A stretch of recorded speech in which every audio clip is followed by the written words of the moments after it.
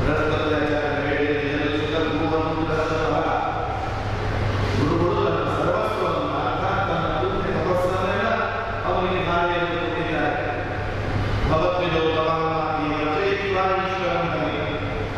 ನೀನಾಗಲಿ ನಿನ್ನಂತಹ ಯಾರೇ ಆಗಲಿ ಬಲಿಚಕ್ರವರ್ತಿಯನ್ನು ಮುಟ್ಲಿಕ್ಕಾಗುವುದಿಲ್ಲ. ಏನಾದರೂ ಮಾಡಬೇಕು ಶ್ರೀಹರಿ ಅವನೊಬ್ಬ ಸಮರ್ಥ. ಆದ್ದರಿಂದ ಯಾರು ಅವನನ್ನು ಎದುರಿಸೋದಕ್ಕೆ ಹೋಗಬೇಡಿ, ತಲೆ ಕೆಡಿಸಿಕೊಂಡು ಹೊರಟೋಗಬೇಡಿ ಹೇಳಿ ಕಾಲದಲ್ಲಿ ನೋಡ್ಕೊಳ್ತಾರೆ. ದೇವತೆಗಳೆಲ್ಲ ಮೊದಲ ಹುಡುದು ಕಾಡು ಕಾಡುಗಳಲ್ಲಿ ಅಲೆದಾಡುವಂತಹ ಸಂದರ್ಭವಿದೆ. ನೋಡುತ್ತಾರೆ, ದೇವರು ಇಡೀ ಹಾರಿ ಹಣಗುತ್ತಾರೆ. ಆವಾಗ ಎಲ್ಲರೂ ದೇವರನ್ನು ಆಕ್ರಮಣ ಮಾಡಿಕೊಳ್ಳುತ್ತಿದ್ದಾರೆ. ಆ ಸಂದರ್ಭದಲ್ಲಿ ದೇವತೆಗಳೆಲ್ಲರೂ ತಮ್ಮ ತಮ್ಮ ಸ್ಥಾನವನ್ನು ಕಳೆದುಕೊಂಡು ಎಲ್ಲೆಲ್ಲೋ ಆಗುವಂತಹ ಪ್ರಸಂಗವನ್ನು ಕಂಡು ದೇವಮಾತೆಯಾಗಿರತಕ್ಕಂತಹ ಅದಿತಿ ದೇವಿಗೆ ಮನಸ್ಸಿಗೆ ಬಹಳ ಖೇದವಾಗಿದೆ. ತಪಸ್ಸನ್ನು ಮುಗಿಸಿ ಮಾಡಿ ಆಶ್ರಮಕ್ಕೆ ಬಂದಂತಹ ಕಶ್ಯಪ ಮಹರ್ಷಿಗಳು ತಪಸ್ಸಿನ ತಮ್ಮ ಆಶ್ರಮದ ವಾತಾವರಣವನ್ನು ಕಂಡು ಆಳು ಸುರಿಯುತ್ತಾರೆ. ಆಶ್ರಮ ನಿರುತ್ಸವ ಯಾವಾಗಲೂ ಒಂದು ಸಂಭ್ರಮದ ವಾತಾವರಣ, ನೋಡಿದರೆ ಸಾಕು ಆನಂದ ಆಗಬೇಕು. ಆದರೆ ಈಗ ನೋಡಿದರೆ ಅದು ಯಾವುದೂ ಇಲ್ಲದ ಆಳು ಸುರಿಯುವ ವಾತಾವರಣ ಆಶ್ರಮದಲ್ಲಿ ಕಂಡು ಬರ್ತಾ ಇದೆ. ಯಾಕೆಗಾಗಿ ಒಂದೊಳಗೆ ನಾವು ಹೆಂಡತಿ ಅಂತ ಹೇಳ್ತಾರೆ. ನಾವು ಅರ್ಥ ಮಾಡಿಕೊಳ್ಳಬೇಕು. ನಮ್ಮ ಮನೆಯ ವಾತಾವರಣ ಯಾವಾಗಲೂ ಸಂಭ್ರಮದಿಂದ, ಯಾವಾಗಲೂ ನೋಡುವವರಿಗೆ, ವಾಸ ಮಾಡುವವರಿಗೆ ಆನಂದವನ್ನು ನೀಡುವಂತೆ ಆಗಬೇಕಾದರೆ ಏನಿದ್ರೆ ಸಾಧ್ಯ. ಕಶ್ಯಪರ ಮಾತಿನಲ್ಲಿ ನಾವು ನೋಡ್ತೇವೆ.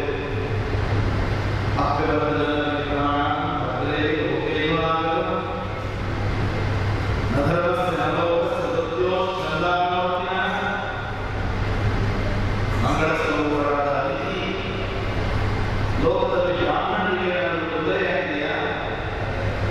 ಧರ್ಮಕ್ಕೆ ಏನಾದರೂ ತೊಂದರೆಯಾಗಿದೆಯಾ? ಏನು ಆಸಕ್ತಿಯಿದೆ ಹೇಳು. ಯಾಕೆಂದರೆ ಮೃತ್ಯುವಿಗೆ ನಿಯಂತ್ರಣವಿಲ್ಲ. ಅದು ಯಾವಾಗ ಯಾವ ರೀತಿ ಅಳಿತದೆ ಬರೋದಿಲ್ಲ. ಆಶ್ರಮದಲ್ಲಿ ನಾವು ಇಲ್ಲದೇ ಇರುವಾಗ ಆಶ್ರಮಕ್ಕೆ ಬರುವಂತಹ ಅತಿಥಿಗಳಿಗೆ ಸರ್ಕಾರ ಬ್ರಾಹ್ಮಣರ ಸೇವೆ, ಕಾಲಕಾಲದಲ್ಲಿ ನಡೆಯಬೇಕಾದಂತಹ ಕುರಿಮಂತ್ರ, ಹೋಮಹವನಗಳು, ಇದನ್ನೆಲ್ಲ ನಡೆಸಿಕೊಂಡು ಹೋಗುವ ಭಾರವನ್ನು ಹೆಂಡತಿಯಾಗುವಂತಿದ್ದು ಅದನ್ನು ಮಾಡಬೇಕಾಗುತ್ತದೆ. ನಾನು ಇಲ್ಲದ ಕಾಲದಲ್ಲಿ ನಾನು ಯಾವಾಗ ಹೊರಗೆ ಬರ್ತೇನೆ ಅನ್ನುವಂತಹ ನನ್ನ ಆತ್ಮದ ನಿರೀಕ್ಷೆಯಲ್ಲಿ, ಚಿಂತೆಯಲ್ಲಿ ಆಶ್ರಮದಲ್ಲಿ ನಡೆಯಬೇಕಾದ ಕಾಲಕಾಲದ ಕಾರ್ಯಗಳನ್ನು ಮಾಡದೇ ರೀತಿಯಾಗಿದೆ. ಯಾಕೆ ಹೀಗಾಗಿ? ಆಶ್ರಮಕ್ಕೆ ಬಂದ ಅತಿಥಿಗಳು ಸರಿಯಾಗಿ ಪೂಜೆ ಸತ್ಕಾರವಿಲ್ಲದೆ ನೀನೇನನ್ನೋ ದೇವಸ್ಥಾನ ಏನನ್ನೋ ಆಲೋಚನೆ ಮಾಡ್ತಾ ಕೂತಾಗ ನೀನಿಂದ ಸರಿಯಾದ ಆದರ ಸತ್ಕಾರ ದೊರೆಯದೆ ಅಸಮಾಧಾನದ ಮನಸ್ಸಿನಿಂದ ನಮ್ಮ ಆಶ್ರಮದಿಂದ ಬ್ರಾಹ್ಮಣರಿಗಾದರೂ ಮರಳಿ ಹೋಗುವ ಪ್ರಸಂಗವನ್ನಾಗಿ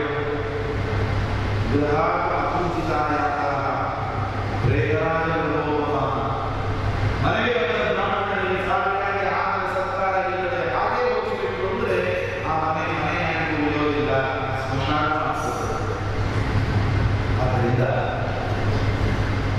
ಏನು ತೊಂದರೆಯಾಗಿದೆ? ಯಾಕೆ ಈ ಆಶ್ರಮದ ವಾತಾವರಣ ಈ ರೀತಿ ಮಳೆ ಕಳೆದುಕೊಂಡಿದೆ ಅಂತ ಹೇಳ್ತಾರೆ. ಕೊನೆಗೆ ಕೇಳ್ತಾರೆ, ಅತಿಪುತ್ರ ಕುಶಲಿನ ತವಸವೇ ಮನಸ್ಸಿ. ನಿಮ್ಮ ಮಕ್ಕಳೆಲ್ಲ ಕ್ಷೇಮ ಮಾಡಿದ್ದಾರ? ಕೊನೆಗೆ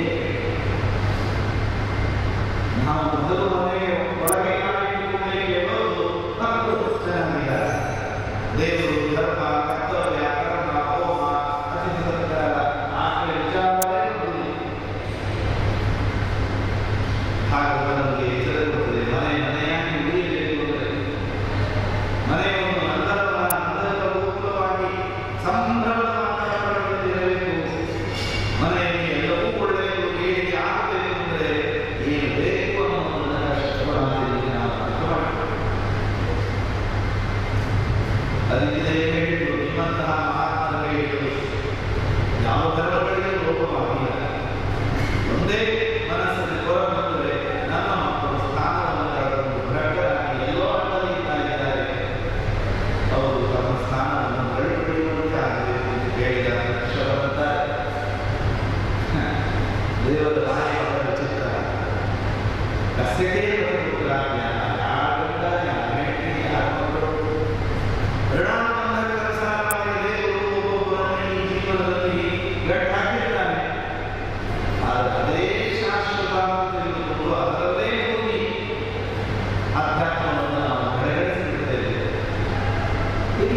ದೇವರ ಮಾಹಿತಿಯನ್ನು ಯಾರಿಗೂ ನೀಡಲಿಕ್ಕೆ ಸಾಧ್ಯ ಇಲ್ಲ.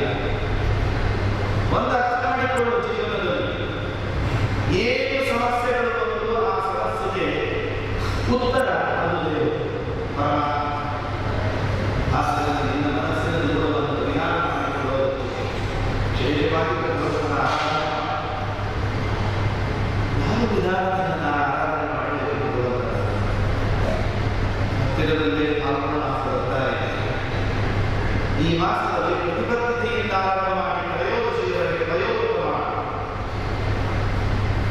ಆ ಪ್ರಯೋಗದ ಮೂಲಕವಾಗಿ ನಿಷ್ಠೆಯಿಂದ ಭಗವಂತನ ಸೇವೆಯನ್ನು ಮಾಡಿದರೆ ನಿನ್ನ ಕೈ ಬಿಡೋದಿಲ್ಲ. ದೇವರು ಮಾಡಿ ಯಾವ ವಿಧಾನ ಕೇಳಿದ ಪ್ರಯೋಗದ ವಿಧಾನವನ್ನು ಹೇಳಿ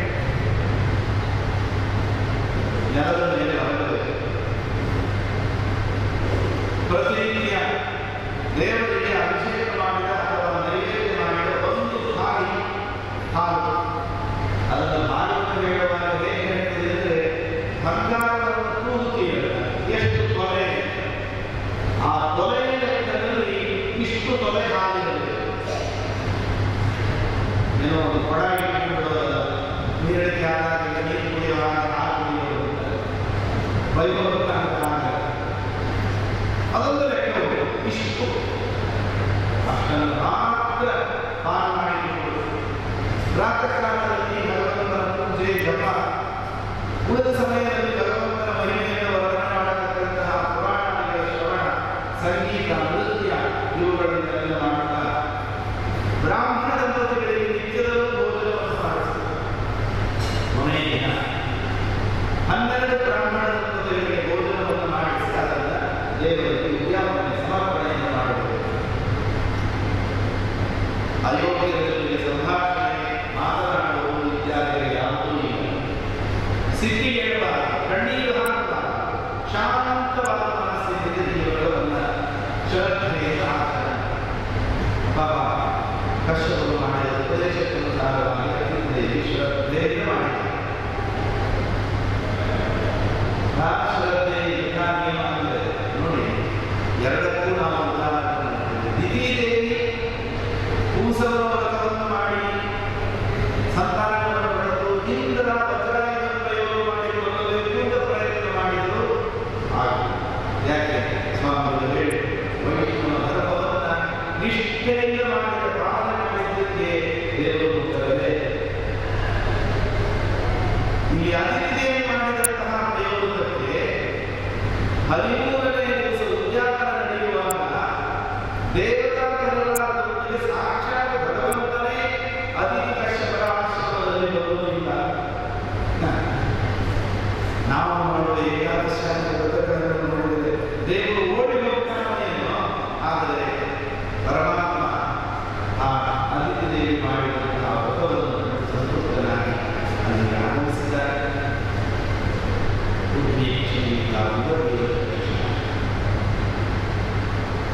ತನ್ನ ಕಣ್ಣಿಗೆ ಕುಡಿತಾಳವನ್ನು ನೆಟ್ಟದಕ್ಕೆ ನೋಡಿದಾಗ ಆ ಭಗವಂತನ ರೂಪವನ್ನು ಸ್ತೋತ್ರ ಮಾಡಲಿಕ್ಕೆ ಶುರು ಮಾಡಿದರು.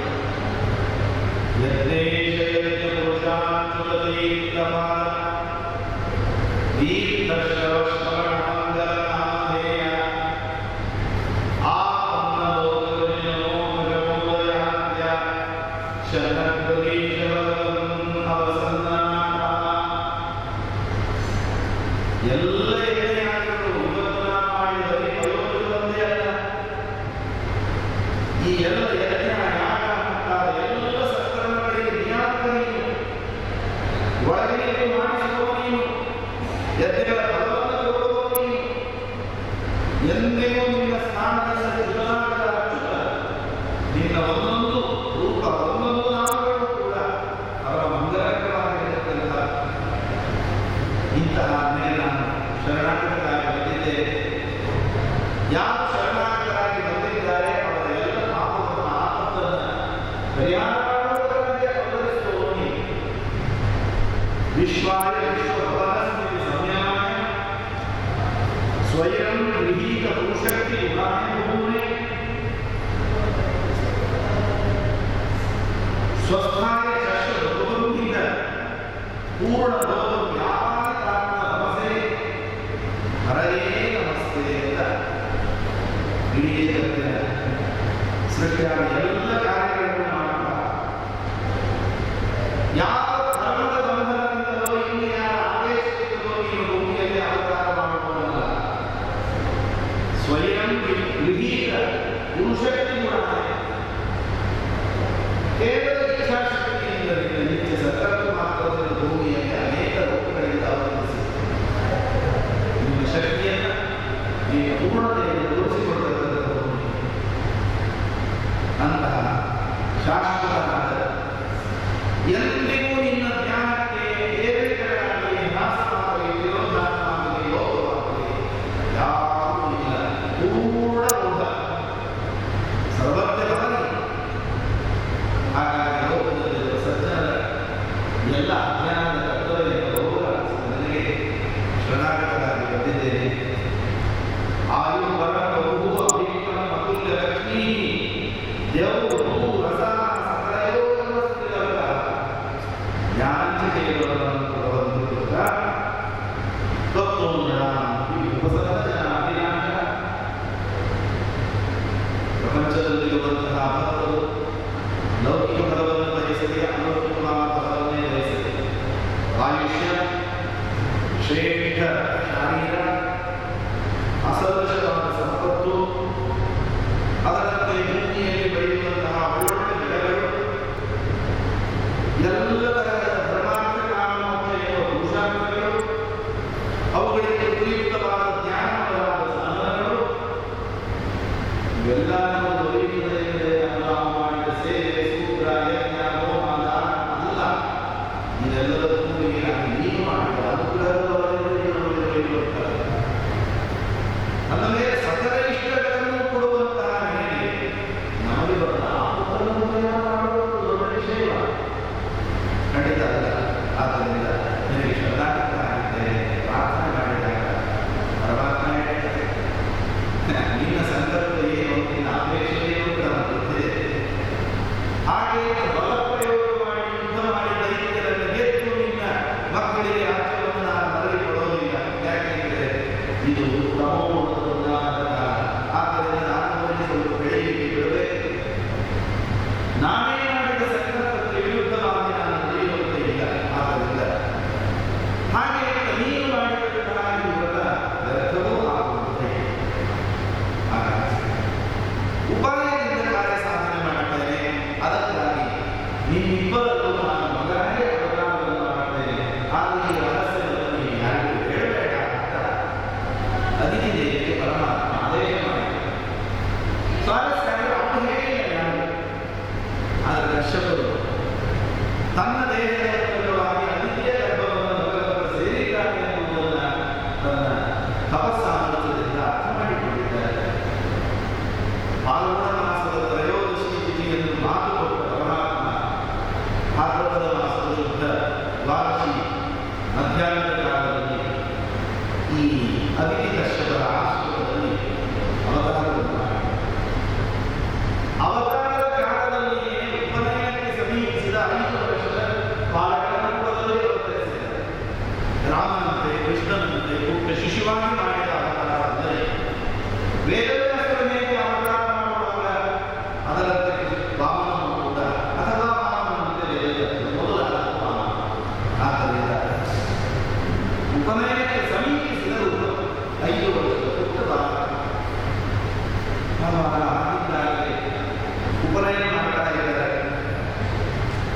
ಉಪನಯನವನ್ನು ಮಾಡುವಾಗ ಭೂದೇವಿ ಬಂದು ಕೃಷ್ಣಾಜನವನ್ನ ಆಸನವನ್ನು ಕೊಟ್ಟಂತೆ ಉರುವರೆಯಾಗಿ ಉಪನೀತನಾಗಿ ಒಬ್ಬನಿಗೆ ಬೃಹಸ್ಪತ್ಯಾಚಾರ್ಯರ ಯಜ್ಞೋಪವೀತವನ್ನು ಕೊಟ್ಟಂತೆ ಕಶ್ಯಪರು ವಿಧಾನವನ್ನು ಕೊಟ್ಟಂತೆ ಅದೇ ರೀತಿಯಲ್ಲಿ ತಾಯಿಯಾಗಿರತಕ್ಕ ಅತಿಥಿ ಕೌಪಿಕವನ್ನು ಕೊಟ್ಟಿದ್ದಾರಂತೆ ಬ್ರಹ್ಮದೇವರು ಕಮಂಡಲವನ್ನು ಕೊಟ್ಟಂತೆ ಸಪ್ತರ್ಷಿಗಳು ಗರ್ಭೆಯನ್ನು ಕೊಟ್ಟಂತೆ ಸರಸ್ವತಿ ಜಪಮಾಲೆಯನ್ನು ಕೊಟ್ಟಿದ್ದಾರೆ ಕುಬೇರ ಅವನು ಧನಾಧ್ಯಕ್ಷ ಕುಬೇರ ಬಂದಾಗ ಎಲ್ಲರಿಗೂ ಕುತೂಹಲ ಏನು ಕೊಡ್ತಾನೆ ಅವನು ಭಿಕ್ಷಾಪಾತ್ರ ಕೊಡ್ತಾನೆ ಯಾಕೆಂದ್ರೆ ಬ್ರಹ್ಮಚಾರಿ ಭವಾನ್ ಭಿಕ್ಷಾಪದ ಅಂತ ಹೋಗಿ ಎಲ್ಲರ ಭಿಕ್ಷೆಯನ್ನೇ ಕೇಳಬೇಕಲ್ಲ ಹಾಗಾಗಿ ಭಿಕ್ಷಾಪಾತ್ರ ಭಿಕ್ಷೆ ಹಾಕಿದವರು ಯಾರು ಅಂದರೆ ಸಾಕ್ಷಾತ್ ಪಾರ್ವತಿ ದೇವಿ ಆ ವಾಮನ ಪಾತ್ರೆಯಲ್ಲಿ ಭಿಕ್ಷೆ ಹಾಕ್ತಾ ಇದ್ದಾರೆ ಗಾಯತ್ರಿಯನ್ನು ಉಪದೇಶ ಮಾಡಿದವರು ಯಾರು ಯಾವ ಸ್ತುತಿಯ ಮಾಧ್ಯಮದಲ್ಲಿ ಎಲ್ಲರೂ ಕೂಡ ಗಾಯತ್ರಿಯನ್ನು ಪ್ರತಿಪಾದನೆಯಾದ ಭಗವಂತನನ್ನು ನಿತ್ಯ ಸ್ತೋತ್ರ ಮಾಡ್ತಾರೆ ಅಂತಹ ಸೂರ್ಯಗಳು ವಾಮದೇವರಿಗೆ ಗಾಯತ್ರಿಯನ್ನು ಉಪದೇಶ ಮಾಡ್ತಾರೆ ಸಾವಿತ್ರಿ ಸವಿತಾ ಕೃಷ್ಣ ಪರಮಾತ್ಮನಿಗೆ ಉಪನಯನ ಕಾಲದಲ್ಲಿ ಗಂಗಾಚಾರ್ಯರು ಬಂದು ಉಪದೇಶ ಮಾಡ್ತಾರೆ ವಾಮನದೇವರಿಗೆ ಸೂರ್ಯ ಬಂದು ಉಪದೇಶ ಮಾಡ್ತಾ ಇದ್ದಾರೆ ಗಾಯತ್ರಿ ಏನಾಗ್ತದೆ ವಾದರಾಜ ಸ್ವಾಮಿಗಳು ಆ ಅನುಸಂಧಾನವನ್ನು ಹೇಳಿದ್ದಾರೆ ಗಾಯತ್ರಿ ಮಂತ್ರವನ್ನು ನನ್ನ ಕಿವಿಯ ಮುಂದೆ ಕಿವಿಯ ಹತ್ತಿರ ಬಂದು ಹೇಳಿ ಆ ಗಾಯತ್ರಿ ಮಂತ್ರ ಪ್ರತಿಪಾದನೆಯಾದ ನಿನ್ನ ಗುಣಗಳೇನಿದೆ ಆ ಎಲ್ಲ ಗುಣಗಳನ್ನು ನಾನು ಚಿಂತನೆ ಮಾಡ್ತಾ ಇದ್ದೇನೆ ನನಗೆ ಸದ್ಬುದ್ಧಿಯನ್ನು ಕೊಡುತ್ತಾ ನಿಯೋಗನ ಪ್ರಚೋದನೆಯಾದ ಸದ್ಬುದ್ಧಿಯನ್ನು ಕೊಡುತ್ತಾ ರಣಾಚಾರ್ಯರು ಪ್ರಾರ್ಥಿಸಿದ್ದಾರೆ ಅದನ್ನು ಸೂರ್ಯರು ಕೂಡ ಇಲ್ಲಿ ಪ್ರಾರ್ಥನೆ ನಿಜವಾಗಿ ತಂದೆಯಾದರೂ ಗಾಯತ್ರಿ ಉಪದೇಶ ಮಾಡಬೇಕು ತಂದೆಯಾದ ಕಶ್ಯಪರು ಗಾಯತ್ರಿ ಉಪದೇಶ ಮಾಡಿ ಸೂರ್ಯ ಮಾಡಿದ ಇದರ ಅರ್ಥ ಏನು ಅಂದರೆ ಇವನಿಗೆ ಗಾಯತ್ರಿ ಉಪದೇಶ ಅಂತ ಸುಮ್ಮನೆ ಹೆಸರಿಗಟ್ಟೆ ಶಾಸ್ತ್ರವನ್ನು ಮಾಡಬೇಕು ಮಾಡಿಕೊಳ್ಳಬೇಕು ನಿಜವಾಗಿ ಇವರಿಗೆ ಯಾವ ಉಪದೇಶ ಬೇಕಾಗಿಲ್ಲ ಅನ್ನೋದನ್ನು ತೋರಿಸುವುದಕ್ಕಾಗಿ ಗಾಯತ್ರಿ ಉಪದೇಶವಾಗಿ ಅದೇ ಕಾಲದಲ್ಲಿ 4 ಜನ ಋಷಿಗಳೊಂದಿಗೆ ವಾಮನದೇವರು ಬಲಿಚಕ್ರವರ್ತಿ ನರ್ಮದಾ ನದಿ ತೀರದಲ್ಲಿ 3ನೇ ಅಶ್ವಮೇಧ ಯಾಗವನ್ನು ಮಾಡ್ತಾ ಇದ್ದಾರೆ ಆ ಅಶ್ವಮೇಧ ಯಾಗದ ಮಂಟಪಕ್ಕೆ ಬರ್ತಾರೆ ಇದು ಅದ್ಭುತವಾದ ದಿವಸ ಒಂದು ಕಾಲದಲ್ಲಿ ನಮ್ಮ ಹಿರಿಯರು ಅಜ್ಜ ಮುತ್ತಜ್ಜ ಇಷ್ಟ ಗಾಯತ್ರಿ ಮಾಡ್ತಿದ್ರು ಅಂತ ಈಗ ನಾವು ಗಾಯತ್ರಿ ಬಿಟ್ಟಿದ್ರು ನಾವು ಮುಖ ಹೋಗಿ ಇವ ಬ್ರಾಹ್ಮಣ ಅನ್ನುವಂತಹ ಕಾಲ ಅಂತದ್ದು ಗಾಯತ್ರಿ ಪ್ರತಿಪಾದನೆ ಸಾಕ್ಷಾತ್ ಭಗವಂತನೇ ಬಂದರೆ ಇನ್ನೇನು ಕೇಳಬೇಡ ಅತೀವವಾ ತೇಜಸ್ಸು ಯಜ್ಞ ಮಂಟಪಕ್ಕೆ ಪ್ರವೇಶ ಮಾಡುವಾಗ ಋಷಿ ಮಹರ್ಷಿಗಳೆಲ್ಲ ಅಂದುಕೊಂಡಿರುತ್ತೆ ಸೂರ್ಯ ಹಿಮಾಲಯ ಮಹಾವಸು ಸಾಕ್ಷಾತ್ ಸೂರ್ಯನೇ ಮೂರ್ತಿಮತ್ತಾಗಿರೋದಿದ್ದಾನ ಅಗ್ನಿ ಬಂದಿದ್ದಾನ ವೇದಗಳು ಮೂರ್ತಿಮತ್ತಾಗಿ ಬಂದಿದ್ದಾವ ಈ ಪಂಚಕ್ರವರ್ತಿಯ ಯಜ್ಞವನ್ನು ನೋಡಬೇಕು ಅಂತ ಹೇಳಿ ಎಲ್ಲರೂ ಆಶ್ಚರ್ಯದಿಂದ ನೋಡ್ತಾರೆ ಭಾಗವತ ಹೇಳ್ತಿದ್ದಾರೆ ವಾಮನದೇವರು ಒಳಗೆ ಕಾಣಿದ್ದಾಗಿ ಯಜಮಾನ ಚಕ್ರವರ್ತಿ ಎತ್ತಿದ್ದಂತೆ ಯಜ್ಞ ಮಾಡಿಸ್ತಾ ಇದ್ದ ಋಷಿಮುನಿಗಳೆಲ್ಲ ಎತ್ತಿದ್ದಂತೆ ಇವರೆಲ್ಲ ಎತ್ತಿದ್ದು ದೊಡ್ಡದಲ್ಲ ಅಗ್ನಿಕುಂಡದಲ್ಲಿ ಉಳಿತಾ ಇದ್ದ ಅಗ್ನಿಯಲ್ಲಿ ಕೊಡ್ತಾರೆ ದೇವರು ಬಹಳ ಸಂತೋಷ ಆಯಿತು ಚಕ್ರವರ್ತಿಗೆ ಅನಿರೀಕ್ಷಿತವಾಗಿ ಒಬ್ಬ ಒಟ್ಟು ಬ್ರಹ್ಮಚಾರಿ ತನ್ನ ಯಜ್ಞಕ್ಕೆ ಬಂದಿದ್ದಾನೆ ಎನ್ನುವುದು ಕಂಡಾಗ ಸ್ವಾಗತಂತೆ ನಮಸ್ತುಭ್ಯಂ ಬ್ರಹ್ಮಂಕಿಂ ಕರವಾಣಿಗೆ ಬ್ರಹ್ಮರ್ಷೀಣಾಂ ತಪಸ್ಸಾಕ್ಷ ಮೊನ್ನೆ ಬ್ರಹ್ಮರ್ಷಿಯ ತಪಸ್ಸೇ ಮುಕ್ತಿಮತ್ತಾಗಿ ಬಂದಂತೆ ಅನಿಸ್ತಾ ಇದೆ ಬಹಳ ಸಂತೋಷ ಅಧ್ಯಯನ ಅಧ್ಯಯನ ಅನುಕಂಪುರ ಅಧ್ಯಶ್ರೇಷ್ಠ ಯಥವಾ ನಾವು ಮಾಡಿದಂತಹ ಈ ಯಜ್ಞ ಪರಿಪೂರ್ಣವಾಗಿ ಭಾವಿಸ್ತಾರೆ ನಮ್ಮ ಮಂದಿರಗಳೆಲ್ಲ ತೃಪ್ತರಾಗಿದ್ದಾರೆ ಕುಲ ನಿನ್ನ ಆಗಮನದಿಂದ ಪವಿತ್ರವಾಗಿದೆ ಎಂದು ಭಾವಿಸ್ತಾ ಇದ್ದೇನೆ. ಬಹಳ ಸಂತೋಷ ಆಯಿತು. ನಿನಗೆ ಏನು ಬೇಕು ಹೇಳಿಕೊಡುತ್ತೇನೆ. ಮುತ್ತುರತ್ನಗಳನ್ನು ಕೊಡುವ, ಬಂಗಾರ ಕೊಡುವ, ಮೃಷ್ಟಾನ್ನವನ್ನು ಭೋಜನ ಮಾಡಿಸುವ, ಒಂದಿಷ್ಟು ಗ್ರಾಮಗಳನ್ನು ಎಕರೆಗಟ್ಟಲೆ ಹೊಲವನ್ನು ಕೊಡ, ಏನು ಕೊಟ್ಟು ಹೇಳಿ. ಆನೆ ಕುದುರೆ ಗಂಟೆ ಬೇಕೆಂದ್ರೆ ಅದನ್ನು ಕೊಡ್ತೇನೆ. ಇಲ್ಲ ನಿಮ್ಮ ವಯಸ್ಸಿಗೆ ಒಂದು ಪುಟ್ಟ ಕನ್ನೆಯನ್ನು ಮದುವೆ ಮಾಡಿದ್ರೆ ಅದನ್ನು ನಾನು ಬಿಡ್ತೇನೆ. ಏನು ಬೇಕು? ಪರಮಾತ್ಮ ಹೇಳಿದಂತೆ ಬಹಳ ಸಂತೋಷ. ನಿನ್ನ ಕುಲಕ್ಕೆ ಉಚಿತವಾದ ಮಾತನಾಡಿದ್ದೀನಿ. ದೊಡ್ಡ ವಂಶ ನೀವು. ಹಿಂದೆ ಬಂದ ಹಿರಣ್ಯಾಕ್ಷ ಮಹಾಪರಾಕ್ರಮಿಗಳು. ಹಿರಣ್ಯಕಶಿಪುವಂತೂ ಶ್ರೀಹರಿಯಲ್ಲಿ ಯುದ್ಧ ಮಾಡಬೇಕು ಅಂತ ಹೇಳಿ ಹುಡುಕ್ತಾ ಕೊನೆಗೆ ಅವನ ಯುದ್ಧದ ತನ್ಮಯತೆಯನ್ನು ಕಂಡು ಶ್ರೀಹರಿ ಅವನ ದೇಹದ ಒಳಗೆ ಪ್ರವೇಶ ಮಾಡಿದರು.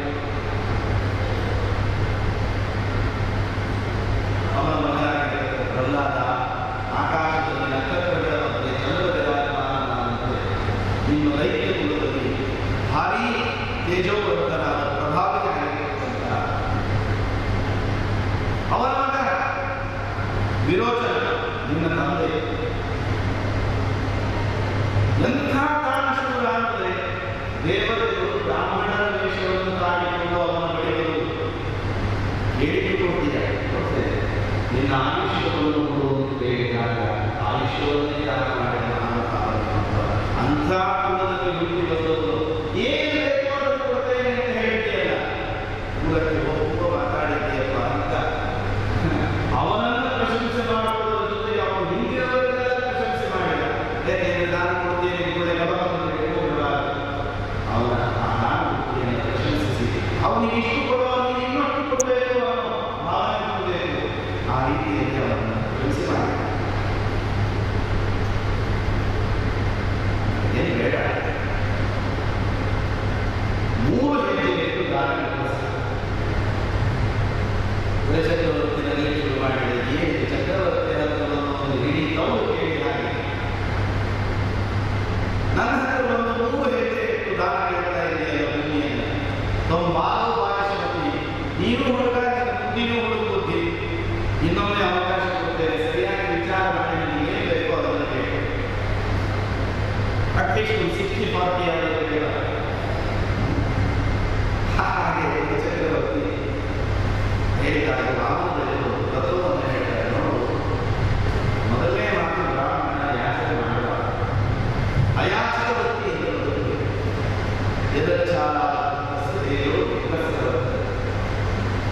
ಆದರೆ ಅನಿವಾರ್ಯ ಪ್ರಸಂಗ ಬಂದಾಗ ತನ್ನ ಕಾರ್ಯ ಆ ರೀತಿ ಹೇಳಬೇಕು ಅಷ್ಟು ಹೇಳೋದರಿಂದ ಆದ್ದರಿಂದ ನಿನ್ನಿಂದ ನಾನು 3 ಹೆಜ್ಜೆ ಉದಾಹರಣೆ ಬೇಕು ಬೇಕು ಅನ್ನೋ ಉಲ್ಲಾಸಿರುವವನಿಗೆ ಸಪ್ತದ್ವೀಪಾಂತವಾದ ಪೃಥ್ವಿ ಎಲ್ಲರನ್ನೂ ಮುಗಿಸುವುದು ಕೂಡ ಅವನಿಗೆ ಸಾಕು ಅನ್ನೋ ಭಾವನೆ ಸಾಕು. ಆಗ ನೀವು ಸಂತುಷ್ಟನಾಗಿ ಹೆಂಡತಿಯಿಂದ ಕರೆದು ಮೊದಲು ಬಂದಾಗಲೇ ಪಾದ ಪ್ರಕ್ಷಾಳನ ಮಾಡಿದ. ಈಗ ಸಂಕಲ್ಪ ಮಾಡಿದಾಗ ಕೊಡಬೇಕು, ಉದಾಹರಣೆ ಕೊಡುವಾಗ ಮತ್ತೊಮ್ಮೆ ಪಾದ ಪ್ರಕ್ಷಾಳನ ಮಾಡಬೇಕು ಅಂತ ಹೇಳಿ ಸಿದ್ಧನಾಗ್ತಾ ಇದ್ದಾರೆ. ಪಕ್ಕದಲ್ಲಿ ಶುಕ್ರಾಚಾರ್ಯ ಕೂತಿದ್ರು. ಭಟ ಏನು ಮಾಡ್ತಾ ಇದ್ದಾರೆ? ಕೂತ್ರೆ ಏನು ಮಾಡಿದ್ರು, ಏನು ಮಾಡಿ ಹೀಗೆ ಮಾಡಬೇಕು ನಮ್ಮನ್ನು ಕೇಳಿ ಮಾಡ್ತಾ ಇದ್ದವನು ಅದು ಯಾವ ತೇಜಸ್ವಿಯಾದ ಭಾಷಾಣಿಯಾದ ಭಾರತವನ್ನು ಏನು ಆಡುವುದಾಗಿ ಮಾತಾಡಿದ ಅಂತ ಅವ್ರು ಹೇಳಿ ದಾನ ಕೊಡೋದಕ್ಕೆ ಸಿದ್ಧನಾಗಿದ್ದೀಯಲ್ಲ, ಒಂದು ಮಾತು ನಾನು ಕೇಳೋದೇ ಪಕ್ಕದಲ್ಲಿ ಕೂತಿದ್ದೀನಿ. ಯಾರನ್ನು ತಗೊಂಡಿದ್ದೀವಲ್ಲ ಯೋಜನೆ ಸಾಕ್ಷಾತ್ ಭಗವಾನ್ ವಿಪ್ರವೇಯ ಕಷ್ಟಕಾಲಂತೆ ಜಾಗ ದೇವಾನಾಂ ಕಾರ್ಯಸಾಧನ.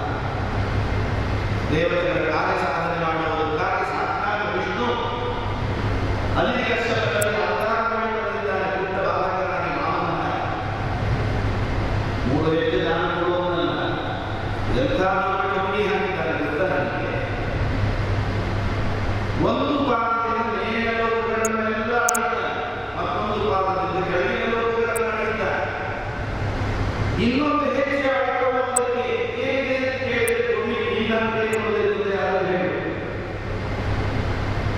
ಹಾಗೆ ಎಲ್ಲ ನೀರಿನ ಕೆಳಗಿನ ಲೋಕಗಳನ್ನು ಆಳು ತನ್ನದಾಗಿಸಿಕೊಂಡು ದೇಶದಲ್ಲಿ ಸ್ಥಾನ ಈಶ್ವರನೇ ಶಿವಂ ದೇವೋ ಯಶಸ್ಸುತಂ ದಾಸ್ಯ ತ್ಯಾಚ್ಯತೆ ಶಕ್ರಾಯ ಮಾಯ ಮಾಡಿಕೊಳ್ಳು. ನಿನ್ನ ಸ್ನಾನ ಸಂಪತ್ತು ಪುಣ್ಯ ಕೀರ್ತಿ ಎಲ್ಲವನ್ನು ತಗೊಂಡು ದೇವೇಂದ್ರನಿಗೆ ಕೊಡೋದಕ್ಕೆ ಬಂದ ಮಾಯ ಕೊಟ್ಟು ಈ ವಾಮನ ಸಾಕ್ಷಾತ್ ಶ್ರೀಹರಿ ಕೊಡಬೇಡ ಕೊಡೋದಿಲ್ಲ ಅಂತ ಹೇಳಿ ರಾಮನಿಗೆ ಕೊಡ್ತೀನಿ ಅಂತ ಕೊಡೋದಿಲ್ಲ ನಮಗೆ. ಜೀವನದ ವೃಕ್ಷಕ್ಕೆ ಓಂಕಾರ ಎಂಬ ಹುಳ, ನಕಾರ ಎಂಬ ಆದ್ರ ಎರಡು ಇರಬೇಕು. ಕೇಳಿದಾಗಲೆಲ್ಲ ಕೊಡೋದಿಲ್ಲ ಕೊಡೋದಿಲ್ಲ ಕೊಡೋದಿಲ್ಲ ಅಂತ ಹೇಳ್ತಾ ಹೋದರೆ ಎಂಥ ಉಂಡ ಎಂಜಲ ಕೈಯಿಂದ ಕಾಟೇನು ಕಾಣಿಸೋದಿಲ್ಲ ಅಂತ ಹೇಳಿ ಜನ ಶುರು ಮಾಡ್ತಾರೆ. ಅಭಿವೃದ್ಧಿಗೊಳಗಾಗಿ ಲೋಭಿ ಕಲಿಸೋದು. ಕೇಳಿದವರಿಗೆಲ್ಲ ಕೊಡ್ತೇನೆ ಕೊಡ್ತೇನೆ ಕೊಡ್ತೇನೆ ಕೊಡ್ತಾ ಹೋಗ್ಬಿಟ್ರೆ ಕೊನೆಗೆ ಒಂದು ದಿವಸ ನೀನೇ ಎಲ್ಲ ಇಲ್ಲ ಅಂತಾಗಿ ನೀನು ಅವರನ್ನೇ ಭಿಕ್ಷೆ ಬೇಡೋದು. ಕೊಡಬೇಕು ಇಲ್ಲ ಅಂದರೆ ಓಂಕಾರ ನಕಾರಗಳು ಎರಡೂ ನಮ್ಮ ಜೀವನದ ವೃಕ್ಷ ಬೆಳೆಯೋದಿರುವಂತಹ ಸಾಮರ್ಥ್ಯ. ಯಾಕೆಂದರೆ ನತದ್ದಾನೀ ಏನು ಮೃತ್ಯುವಿಗೆ ಬಂದಿದೆ. ಯಾವ ದಾನ ಕೊಡುವುದರಿಂದ ನಮ್ಮ ಜೀವನವೇ ಪೂರ್ತಿ ಬೀದಿಗೆ ಬಂದು ನಿಲ್ಲುವಂತಹ ಪ್ರಸಂಗ ಬರುತ್ತದೆ. ನಮ್ಮ ಜೀವನಕ್ಕೆ ಅಪಾಯ ಇರುತ್ತದೆ. ಅಂತಹ ದಾನವನ್ನು ಕೊಡಲಿಕ್ಕೆ ಹೋಗಬಾರದು.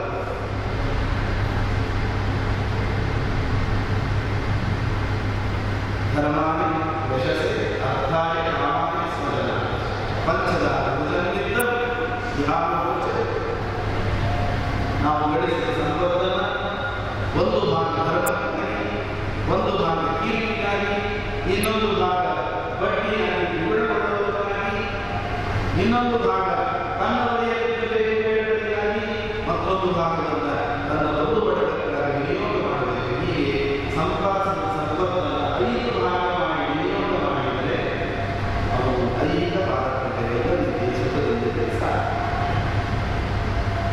ಆದರೆ ಕೊಡಬೇಡ. ಚಕ್ರವರ್ತಿಗಳು ಹೇಳ್ತಾರೆ, ಭೂದೇವಿ ಯಾರ ಭಾರ ಬೇಕಾದರೂ ಸಹಿಸುತ್ತಾಳೆ, ಬ್ರಾಹ್ಮಣನಿಗೆ ಕೊಟ್ಟ ಭಾರವನ್ನು ತಲುಪುವ ಭಾರವನ್ನು ಸಹಿಸೋದಿಲ್ಲಂತೆ.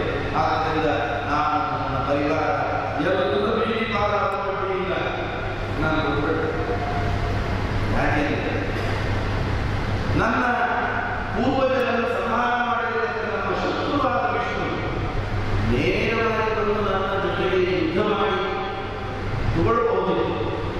ಅಂಥದ್ದು ಯುದ್ಧ ಮಾಡಿ ನನ್ನ ಗೆಲ್ಲುವ ಸಾಮರ್ಥ್ಯ ಇಲ್ಲ ಹೊರಗಂಡು ಹೆದರಿಕೊಂಡು ಬ್ರಾಹ್ಮಣ ವೇಷದಿಂದ ಎದುರಿಗೆ ಬಂದು ನಿಂತಿದ್ದಾನೆ ಅಂದ ಮೇಲೆ ಆ ಬ್ರಾಹ್ಮಣ ವೇಷಕ್ಕಾಗಿ ನಾನು ಬೆಲೆ ಕೊಡಬೇಕು. ತಪ್ಪಿದೆ. ತಥಾಪ್ಯವನ್ನು ಹಿಂಸಿಸೆ ಹೀಗಂ ಬ್ರಹ್ಮರಿಗೂ ನಮ್ಮರಿಗೂ ನಮ್ಮ ಶತ್ರುವಾಗಿರತಕ್ಕ ವಿಷ್ಣು ಬ್ರಾಹ್ಮಣ ವೇಷದಿಂದ ಬಂದಿದ್ದಾರೆ, ಬಂದಿದ್ದಾರೆ. ದೇವರನ್ನ ಶತ್ರು ತಂದುಕೊಳ್ಳುತ್ತಾರೆ. ದೇವರು ನಮ್ಮನ್ನು ಎದುರಿಸುವುದಕ್ಕೆ ಸಮರ್ಥನಾಗಿದ್ದೇನೆ, ಹೆದರ್ಕೊಂಡು ಬಂದಿದ್ದಾರೆ ಅಂತ ಹೇಳಿಕೊಳ್ಳುವ ಬಲಿಚಕ್ರವರ್ತಿ ಒಬ್ಬ ಗಣಮನ ದೇವತೆ. ದೇವತಾ ವರ್ಗದಲ್ಲಿ ಸೇರಿದರೂ ಕೂಡ ಬಲಿಚಕ್ರವರ್ತಿಯಲ್ಲಿ ಬಲಿ ಎಂಬ ಹೆಸರಿನ ಅಸುರನ ಆವೇಶ ಇದೆ. ಆದ್ದರಿಂದ ಅವರೊಬ್ಬ ದೇವತೆಯಾಗಿದ್ದು ಭಗವದ್ಭಕ್ತರಾಗಿದ್ದರೂ ಕೂಡ ಆ ಬಲಿ ಎಂಬ ಅಸುರನ ಆವೇಶದಿಂದಾಗಿ ಭಗವಂತನಿಗೆ ಭಗವದ್ಭಕ್ತರಿಗೆ ಅಪಚಾರ. ಬಲಿರಾಜ ಸುರಾವೇಶ ಸ್ತುವನ್ನ ಜನಾರ್ದನ ಆಕ್ಷೇಪದಿಂದ ಪ್ರಹ್ಲಾದೋ ನಿತ್ಯ ಭಕ್ತಿಮ ಅಂತ ಆಚಾರ. ಒಮ್ಮೊಮ್ಮೆ ಬಲಿಚಕ್ರವರ್ತಿಗಳು ಆ ಅಸುರನ ಆವೇಶದಿಂದಾಗಿ ಆಗಿ ಪರಮಾತ್ಮನ ವಿರುದ್ಧವಾಗಿ ನಡ್ಕೊಳ್ತಾರೆ.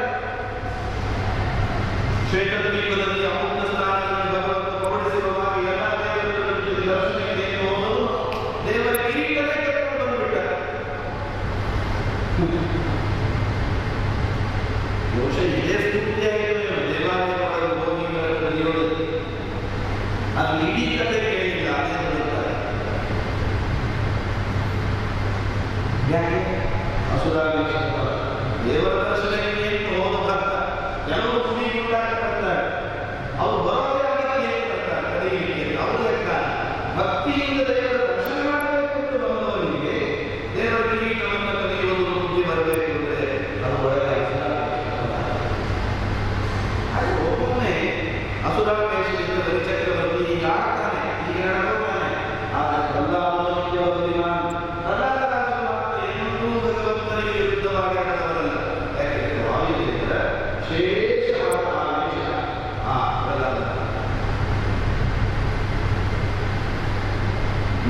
ಭಕ್ತಿ ಅಂದ್ರೇನೆ ವಾಯುದೇವರು. ಯಾಕೆಂದ್ರೆ ಭಕ್ತಿ ಜ್ಞಾನ ಸವೈರಾಗ್ಯ ಪ್ರಜ್ಞಾನ ಸ್ಥಿತಿ ಗುರುಗೋದರೇ ಕೇವಲ ಏಕದಶಾತ್ಮಕೋ ವಾಯು ಅಂತ 10 ಗುಣಗಳಿಗೆ ಪ್ರತಿನಿಧಿಯಾದವರು ವಾಯುದೇವರು, ದಿವಸೇನದೇವರು. ಆದ್ದರಿಂದ ಭಕ್ತಿ ನಿತ್ಯ ಭಕ್ತಿ ನಿತ್ಯ ಭಕ್ತಿ ಮಾತ್ರ ವಾಯುದೇವರ ವಿಶೇಷವಾದ ಈ ಪ್ರಕಾರ. ಆದ್ದರಿಂದ ಭಗವಂತನ ಶತ್ರು ಹೇಳಿಕೊಳ್ಳುವುದಿಲ್ಲ. ಏನೇ ಆಗಲಿ ಕೊಟ್ಟುಬಿಡುತ್ತೆ ಸಿದ್ಧ ಶುಕ್ರಾಚಾರ್ಯರಿಗೆ ಹೋಗುವುದು ನನ್ನಿಂದ ಈ ಏಳಿಗೆಯನ್ನು ಅನುಭವಿಸಿ ನನ್ನ ಮಾತ್ರನೇ ನೀಡಿದ್ದಾರೆ ಎಂದು ಹೇಳಿ ಈ ಕ್ಷಣದಲ್ಲೇ ಎಲ್ಲವನ್ನು ಕಳ್ಕೊಂಡು ದೇವರಿಗೆ ಹಬ್ಬ ಭಾರಿ ಸಂತೋಷ ಆಯಿತು. ಏಕೆಂದರೆ ನನ್ನ ಪರಿಚಯದವರಿಗೆ ಮೇಲೆ ಗುರುವಿನ ಅನುಗ್ರಹವಿದೆ, ಶುಕ್ರಾಚಾರ್ಯರ ಅನುಗ್ರಹ ಇದೆ. ಅಲ್ಲಿಂದ ದೇವರಿಗೂ ಅವರನ್ನು ಮುಟ್ಟೋದು ಸಂತೋಷ. ಗುರುವಿನ ಅನುಗ್ರಹದಲ್ಲಿ ಏನಿದೆ? ಗುರು ಅನುಗ್ರಹಕ್ಕೆ ಕಾರಣವಾದ ವ್ಯಕ್ತಿಯನ್ನು ನಾವು ಗಮನ ಮಾಡಬಾರದು. ಅದು ಒಳ್ಳೆಯದಲ್ಲ. ನನ್ನ ಸಂಕಲ್ಪಕ್ಕೆ ಅದು ಉಪಯುಕ್ತ. ಹಾಗಾಗಿ ಕಾರ್ಯಕ್ರಮ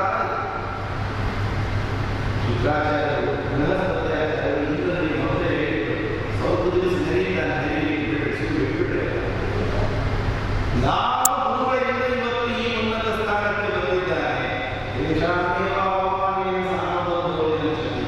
ಅದೇ ಶುಕ್ರಾಚಾರ್ಯರಿಗೆ ಅವಮಾನವನ್ನು ಮಾಡಿ ಪರಿವಾರ ಸಮೇತ ಅವನು ಬೀದಿಗೆ ಬಂದಿದ್ದಾನೆ. ಸ್ವಲ್ಪ ಕಾಯಬೇಕು, ಕಾಯಬೇಕು. ಇವತ್ತು ದಾರಿ ಶುಕ್ರಾಚಾರ್ಯ ಕೊಟ್ಟು ಅವನನ್ನು ಲೆಕ್ಕಿಸಿದರು. ಏನೇ ಆಗಲಿ ಬ್ರಾಹ್ಮಣನಿಗೆ ಕೊಟ್ಟು ಮಾತನ್ನು ತಪ್ಪೋದಿಲ್ಲ ಅಂತ ತಕ್ಷಣ ಪಾದಪ್ರಕ್ಷಾಲನೆ ಮಾಡಿ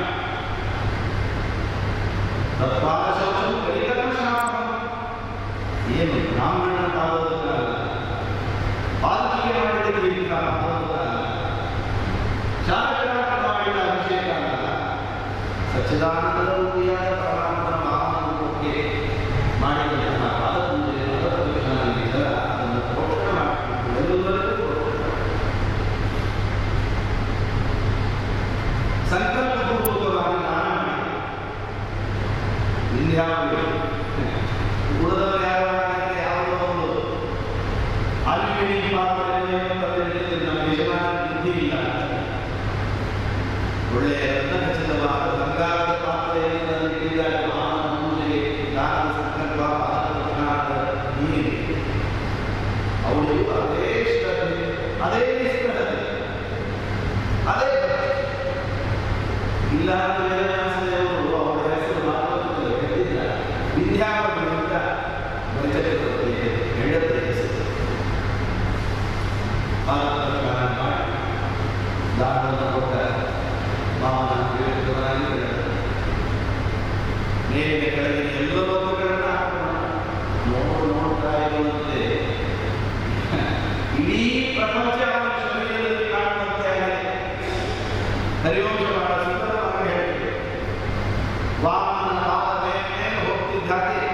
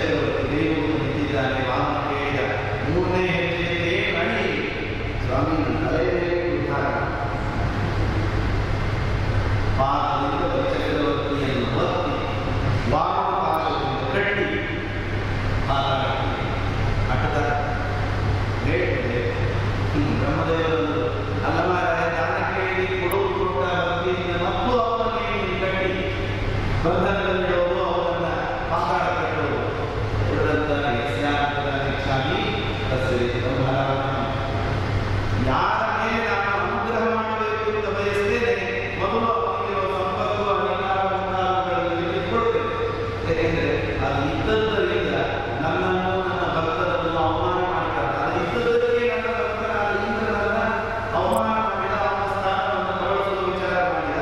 ಅದು ಇದ್ದದಕ್ಕೆ ನನ್ನನ್ನ ಶತ್ರು ಹೆದರಿಕೊಂಡು ಬಂದವನು ಅನ್ನೋ ನಾನು ಏನು ಹೊಂದಿದ್ದಾನೆ. ಎಲ್ಲರಿಗೂ ಮಾಡೋದು ಯಾರಿಗೆ ಭಕ್ತಿಯ ಪಕ್ವತೆ ಇದೆ, ಯಾರಿಗೆ ಈ ಎಲ್ಲ ರೀತಿಯಾದರೂ ಕೂಡ ನಾನು ನೆಲವೇ ನಿಲ್ಲುತ್ತೆ ಅಂಥವರಿಗೆ ದೇವರು ಸರ್ವತ್ರದಲ್ಲಿ ಹೋಗುವುದಿಲ್ಲ. ಏನೋ ಆತ್ಮ ಸ್ವಲ್ಪ ಬಂದು ಕೂಡಲೇ ಕಾಲು ನೆಲವೇ ನಿಲ್ಲದವರಂತೆ ಕುಣಿತಾರಲ್ಲ, ಅಂತಹ ಅವಿವೇಕಿಗಳಿಗೆ ಸಂಪತ್ತು ಅಧಿಕಾರ ಮುಂತಾದವುಗಳನ್ನು ಕಿತ್ತುಕೊಂಡು ಅವರನ್ನು ಮಾಡಿ ಅಂತಿಮವಾಗಿ ಮತ್ತೆ ದತ್ತರಾಗಿದ್ದರೆ ನೋಡಿ ವಿಚಿತ್ರ.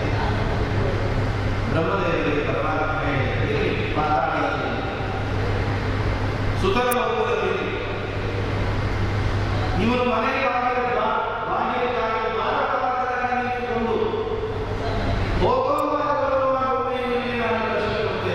ನಿಂತುಕೊಂಡು ಅಲ್ಲಿ ಯಾವ ಆದಿತ್ಯಾದಿಗಳಿಗೆ ಮುಂದಿನ ಸಾವಣಿಯಲ್ಲಿ ಅಲ್ಲಿ ತನಕ ಅಲ್ಲಿ ನನ್ನ ದೇವರು ಅನುಗ್ರಹವಾಗಿದ್ದರು.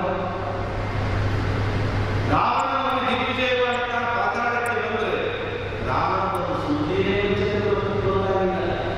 ಬಾಣಿಗಳನ್ನು ಬಂದರೆ ರಾಮನ ತನ್ನ ಮುನ್ನುಟ್ಟಲಿದ್ದ ರಾಮನನ್ನು ಚೀವಿದರೆ ಡೈರೆಕ್ಟ್ ಯುದ್ಧದಲ್ಲಾಗಿದೆ.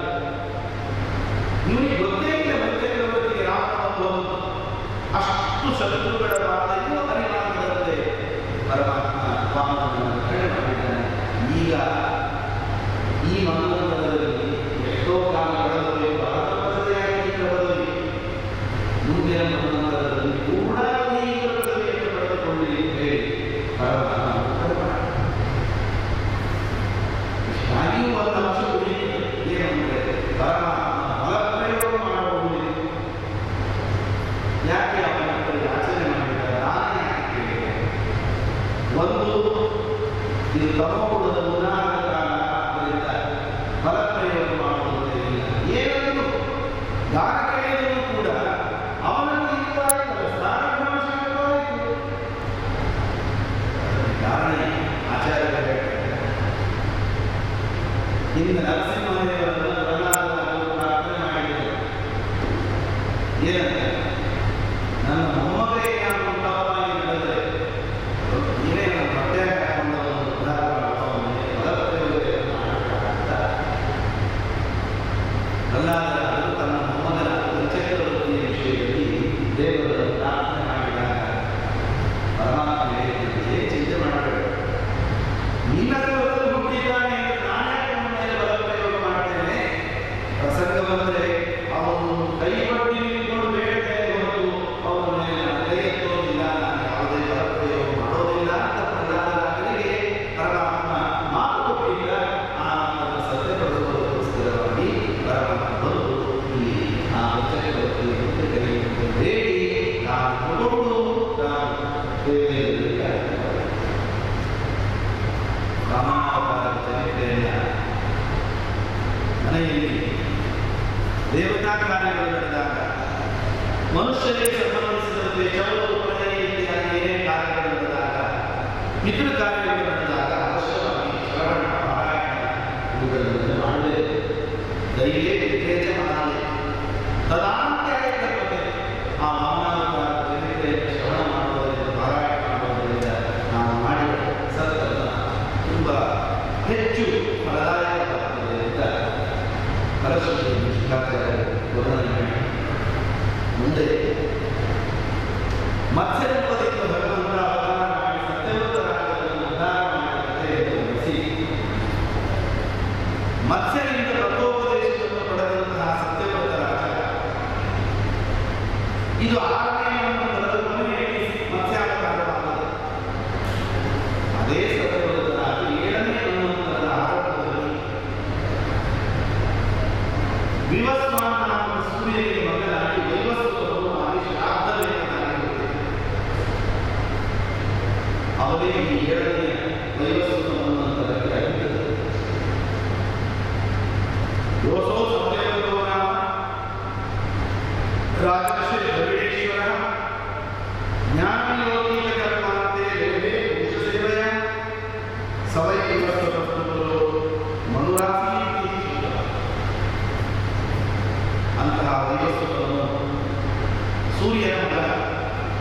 ಆದ್ದರಿಂದ ಸೂರ್ಯವಂಶ ಹಾಗೂ ಚಂದ್ರವಂಶದ ವಿಸ್ತೃತವಾದ ವರ್ಣನೆಯನ್ನು ಮಾಡಿದ್ದಾರೆ. ಆರಂಭದಲ್ಲಿ ಸೂರ್ಯವಂಶದ ವರ್ಣನೆಯನ್ನು ಮಾಡ್ತಾ ಹೇಳಿದ್ದಾರೆ. ಈ ವರ್ಣನೆ ಸೂರ್ಯವಂಶದ ನಂತರ ಚಂದ್ರವಂಶ ಅಂತ ವರ್ಣನೆ ಮಾಡಿ, ಹಾಗೆ ಸೂರ್ಯವಂಶ ಎಲ್ಲ ನಡೆದು ಇದ್ದರೆ ಚಂದ್ರವಂಶ ಪ್ರಾರಂಭ ಆಗಿದೆ ಅಂತ ಅರ್ಥ. ಒಂದು ಕಡೆಯಿಂದ ಸೂರ್ಯವಂಶ ನಡೆದಿದೆ, ಇನ್ನೊಂದು ಕಡೆಯಿಂದ ಚಂದ್ರವಂಶ, ಎರಡೂ ಏಕಕಾಲದಲ್ಲಿ. ಸೂರ್ಯನ ಮಗನಾಗಿ ವೈವಸ್ವತನು, ಕಶ್ಯಪನ ಮಗನಾಗಿ ಸೂರ್ಯ, ಆ ಕಡೆಯಲ್ಲಿ ಬ್ರಹ್ಮದೇವರ ಮಗನಾಗಿ ಅಗ್ನಿ, ಅಗ್ನಿಯ ಮಗನಾಗಿ ಚಂದ್ರ. ಹಾಗಾಗಿ ಸುಮಾರಾಗಿ ಏಕಕಾಲದಲ್ಲಿ ಎರಡು ವರ್ಷಗಳು ಬೆಳೆದವು. ಅಂತಹ ವೈವಸ್ವತನಿಗೆ 10 ಜನ ಹೆಣ್ಣು. ಈ ಕಥೆಯ ಒಳಗೆ ಕೆಲವು ಅಂಶಗಳನ್ನು ತೆಗೆದುಕೊಂಡು ಹೇಳ್ತಾರೆ. ಆ 10 ಜನ ಹೆಣ್ಣು ಮಕ್ಕಳಲ್ಲಿ ಒಬ್ಬ ವೃಷಭ, ಇನ್ನೊಬ್ಬ ನಾಭಾಗ, ಮತ್ತೊಬ್ಬ ಶರ್ಯಾತಿ ಅಥವಾ ಶಮ್ಯಾತಿ ಅಂತ 3 ಜನರ ಚರಿತ್ರೆ ಇದೆ ಇವತ್ತಿನ ಪ್ರವಚನದಲ್ಲಿ ನಾನು ಪ್ರಸ್ತಾವ. ಈ ವೃಷಭನ ಸಣ್ಣ ವಯಸ್ಸಿನ ಹುಡುಗನಾಗಿದ್ದಾಗ ಅವನನ್ನ ಕುಲಗುರುಗಳಾದ ವಸಿಷ್ಠರನ್ನು ಅಧ್ಯಯನಕ್ಕೆ ಕಳಿಸಿದರು. ಮನ್ವಂತರಾವತಿ ಮಗ ಇರಬಹುದು, ಚಕ್ರವರ್ತಿ ಮಗ ಇರಬಹುದು, ಯಾರು ಎಲ್ಲರಿಗೂ ಟ್ರೀಟ್ಮೆಂಟ್ ಒಂದೇ. ಗುರುಕುಲಕ್ಕೆ ಬಂದಾಗ ಗುರುಗಳ ಸೇವೆ ಮಾಡಬೇಕು, ಗುರುಗಳಿಂದ ಬ್ರಹ್ಮವಿದ್ಯೆಯನ್ನು ಉಪದೇಶಿಸಬೇಕು. ಆ ಗುರುಗಳ ಸೇವೆ ಅದು ಯಾವ ರೂಪದಲ್ಲಿ ಬೇಕಾದ್ರೆ, ಕಾಡಿಗೆ ಹೋಗಿ ಕಟ್ಟಿಗೆ ತರೋದು, ಸಮೀಪದಲ್ಲಿ ತರೋದು, ಮೂರು ತರೋದು, ಹಸು ಕರುಗಳನ್ನು ಕಾಯ್ದುಕೊಂಡು ಬರೋದು, ಯಾವುದು ಬೇಕಾದರೂ ಈ ವಿಷಯದಲ್ಲಿ ವಸಿಷ್ಠ ಮಹರ್ಷಿಗಳು ಧನದ ಕೊಂಡಿಗೆಯನ್ನು ಮಾಡಿ ಕೆಲಸಗಳು. ಸಾಯಂಕಾಲ ಹಟ್ಟಿಗೆ ಹಸುಗಳು ಕರುಗಳೊಂದಿಗೆ ಮನೆ ಬಂದಾಗ ಎಲ್ಲರೂ ಬಂದಿದೆಯೋ ಇಲ್ಲೋ ಮರುದಿನ ಬೆಳಿಗ್ಗೆ ಅವರು ಹೋಗುವ ತನಕ ರಾತ್ರಿ ಯಾವುದೇ ಪ್ರಾಣಿಗಳನ್ನು ಹಿಂಸೆ ಆಗದಂತೆ ಆ ಹಟ್ಟಿಯನ್ನು ಕರೆಗೆ ನೋಡಿ ಹನುಮಂತರಾಗಲಿ ಮಗ ಹಟ್ಟಿಗಾರರ ಕೆಲಸದಲ್ಲಿ ಕೂಡಿದ್ದಾರೆ, ಬ್ರಹ್ಮನ ಸಂಗ್ರಹಿಸಿಕೊಂಡಿದ್ದಾರೆ. ಆವಾಗ ಒಂದಿನ ರಾತ್ರಿ ಒಂದು ಹುಲಿ ಹಟ್ಟಿಯ ಮೇಲೆ ಆಕ್ರಮಣ ಮಾಡಿದ ಹಸುವಿನ ಕುತ್ತಿಗೆಯಲ್ಲಿ ಅದನ್ನು ಹಿಡಿದರೆ ಜೋರಾಗಿ ತಿರುಚಿಕೊಡ್ತಾ ಇದೆ. ಅದೇ ಕುರಿತು ನಿದ್ರೆಯ ಆಲಸ್ಯದಿಂದ ತುಂಬಿಡಿಸ್ತಾ ಇದ್ದಂತಹ ವೃಷಭ ಆಕ್ರಮಣವನ್ನು ಕೇಳಿ ಹುಲಿ ಎದುರಿಗೆ ಧಾವಿಸಿ ಧ್ವನಿ ಬಂದ ಕಡೆಗೆ ಲಕ್ಷ್ಯ ಇಟ್ಟು ಖಡ್ಗವನ್ನು ಬೀಸಿದ. ಆದರೆ ಆ ಹಸುಗಳ ಆಕ್ರಮಣ ಗಲಾಟೆ ಮಾಡಿ ಹುಲಿ ಎದುರಿಗೆ ಓಡ್ತಾ ಇದೆ. ಇವ ಬೀಸಿದ ಖಡ್ಗ ಹುಲಿಯ ಕಿವಿಗೆ ತಾಕಿ ಹಸುವಿನ ಹೊರಡದ ಮರುದಿವಸ ಬೆಳಿಗ್ಗೆ ಗೋಪೂಜೆಗೆ ಅಂತ ಹೇಳಿ ವಸಿಷ್ಠರು ನೋಡ್ತಾರೆ. ಈ ಗೋಹತ್ಯೆ ಆಶ್ರಮದಲ್ಲಿ ನಡೆದಿದೆ. ಭಾರಿ ದುಃಖ ಕೋಪದಿಂದ ವೃಷಭ ನೀನೇ ಜವಾಬ್ದಾರಿ ಮನೆಗ. ಆದ್ದರಿಂದ ಈ ಗೋಹತ್ಯೆಯನ್ನು ಮಾಡಿರತಕ್ಕಂತಹ ಈ ಬ್ರಾಹ್ಮಣನಾಗಿರಲಿಕ್ಕೆ ಸಾಧ್ಯ ಇಲ್ಲ, ಶೂದ್ರನಾಗುವ ಶಾಪ. ಆ ಸಂದರ್ಭದಲ್ಲಿ ವೃಷಭ ಅವನು ಮನಸ್ಸು ಮಾಡಿದರೆ ತಾನು ಶಾಪ ಕೊಡಬಹುದಿರುತ್ತದೆ, ಆದರೆ ಶಾಪ ಕೊಡಲಿಲ್ಲ. ಹಾಗೆ ಅವರು ಕೊಟ್ಟ ಶಾಪವನ್ನು ಕೈಯಿಂದ ಕೈಬಿಡಿ ಸ್ವೀಕಾರ ಮಾಡಿ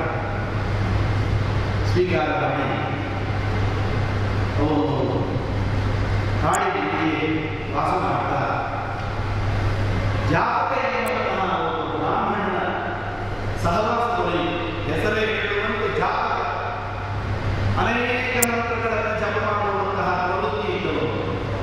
ಅಂತಹ ಬ್ರಾಹ್ಮಣನ ಸಹವಾಸದಲ್ಲಿ ಅವನಿಗೆ ಉಪದೇಶವನ್ನು ಪಡೆದುಕೊಂಡು ಎಲ್ಲ ಮೋಹಗಳನ್ನು ತೊರೆದು ಕೊನೆಯ ದಿವಸ ಉತ್ತಮವಾದ ಲೋಕವನ್ನು ಅವನು ನಡೆದುಕೊಂಡಿದ್ದಾನೆ ಅಂತ ವೃಷಭರ ಕಥೆಯನ್ನು ವರ್ಣನೆಯನ್ನು ಮಾಡಿ ಇದೇ ವಂಶದಲ್ಲಿ ಮರುತ್ತರಾದ ಸರ್ವಂ ಹಿರಣ್ಮಯವಾಸಿಯು ಯಜ್ಞೋಪನ ಮರುತ್ತರಾಜನಾಗಿದ್ದಂತಹ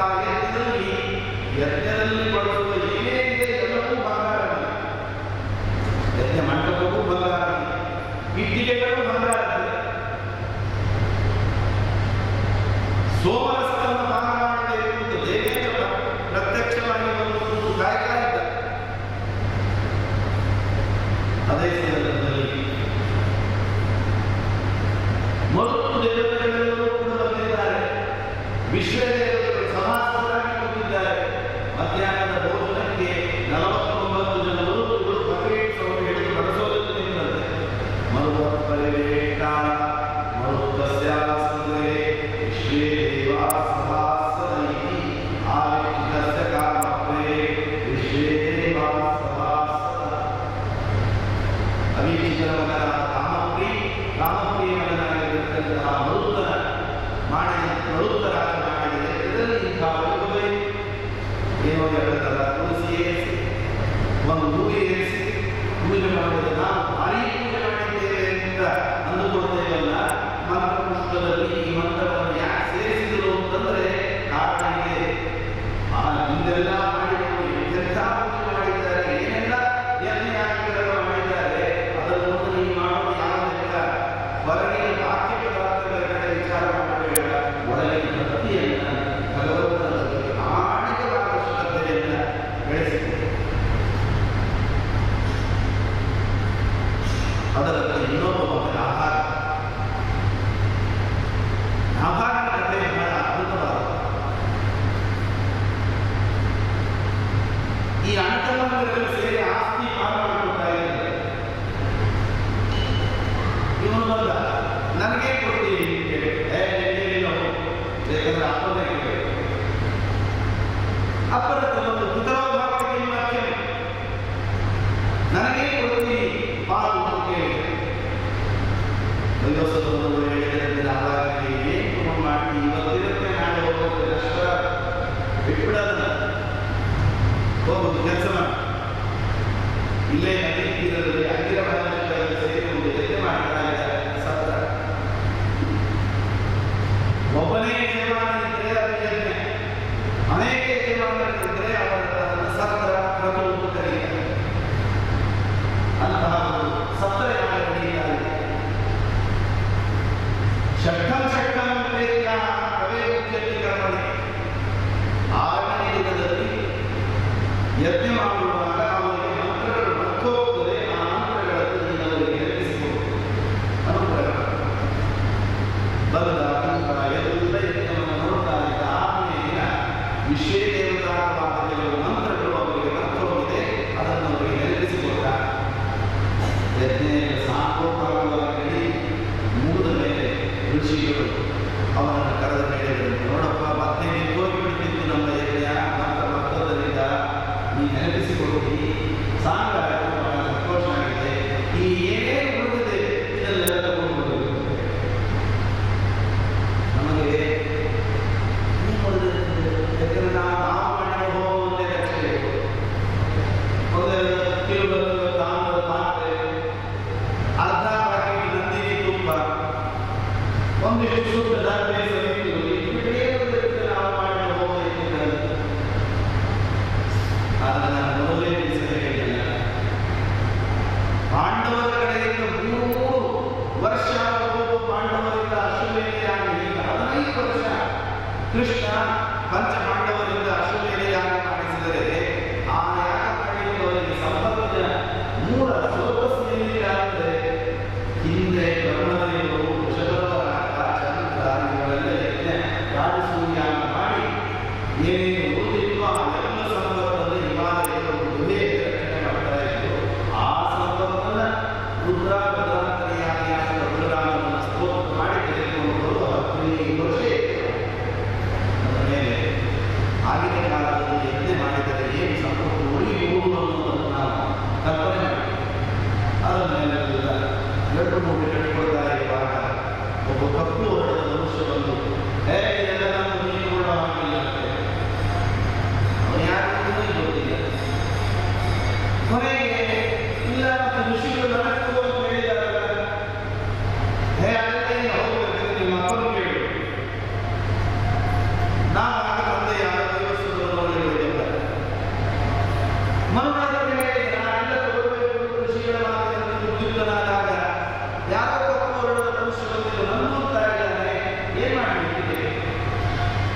ಯೋಗಿಸೆ ಎಂಥ ಭಾಗ್ಯವನ್ನು ಬಂದವರು ಯಾರು ಸಾಮಾನ್ಯರಲ್ಲಪ್ಪ, ಸಾಕ್ಷಾತ್ ರುದ್ರದೇವರು ಬಂದಿದ್ದಾರೆ.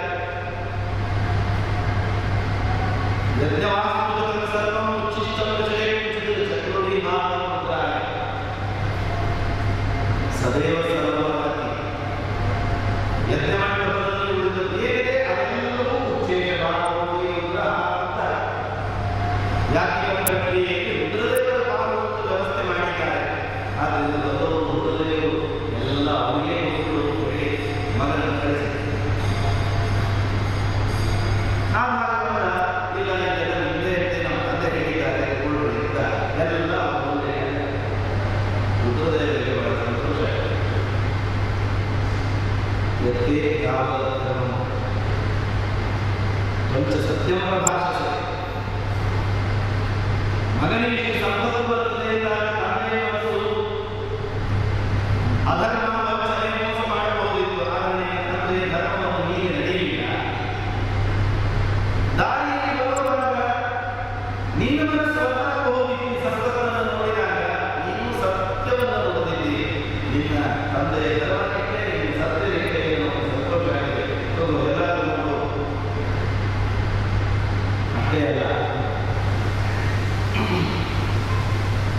ದದಾಮಿಗೆ ಮಂತ್ರವಿಶ್ವ ಜ್ಞಾನಮನಸ್ಸನಾದ ಒಬ್ಬ ಮಂತ್ರಕೃಷ್ಣನಾದಂತಹ ಋಷಿಯಾಗಿ ಭಗವಂತನ ಸಾಕ್ಷಾತ್ಕಾರನಾಗಲಿ ಅಂತ ರುದ್ರದೇವರು ಹಾಗಾಗಿ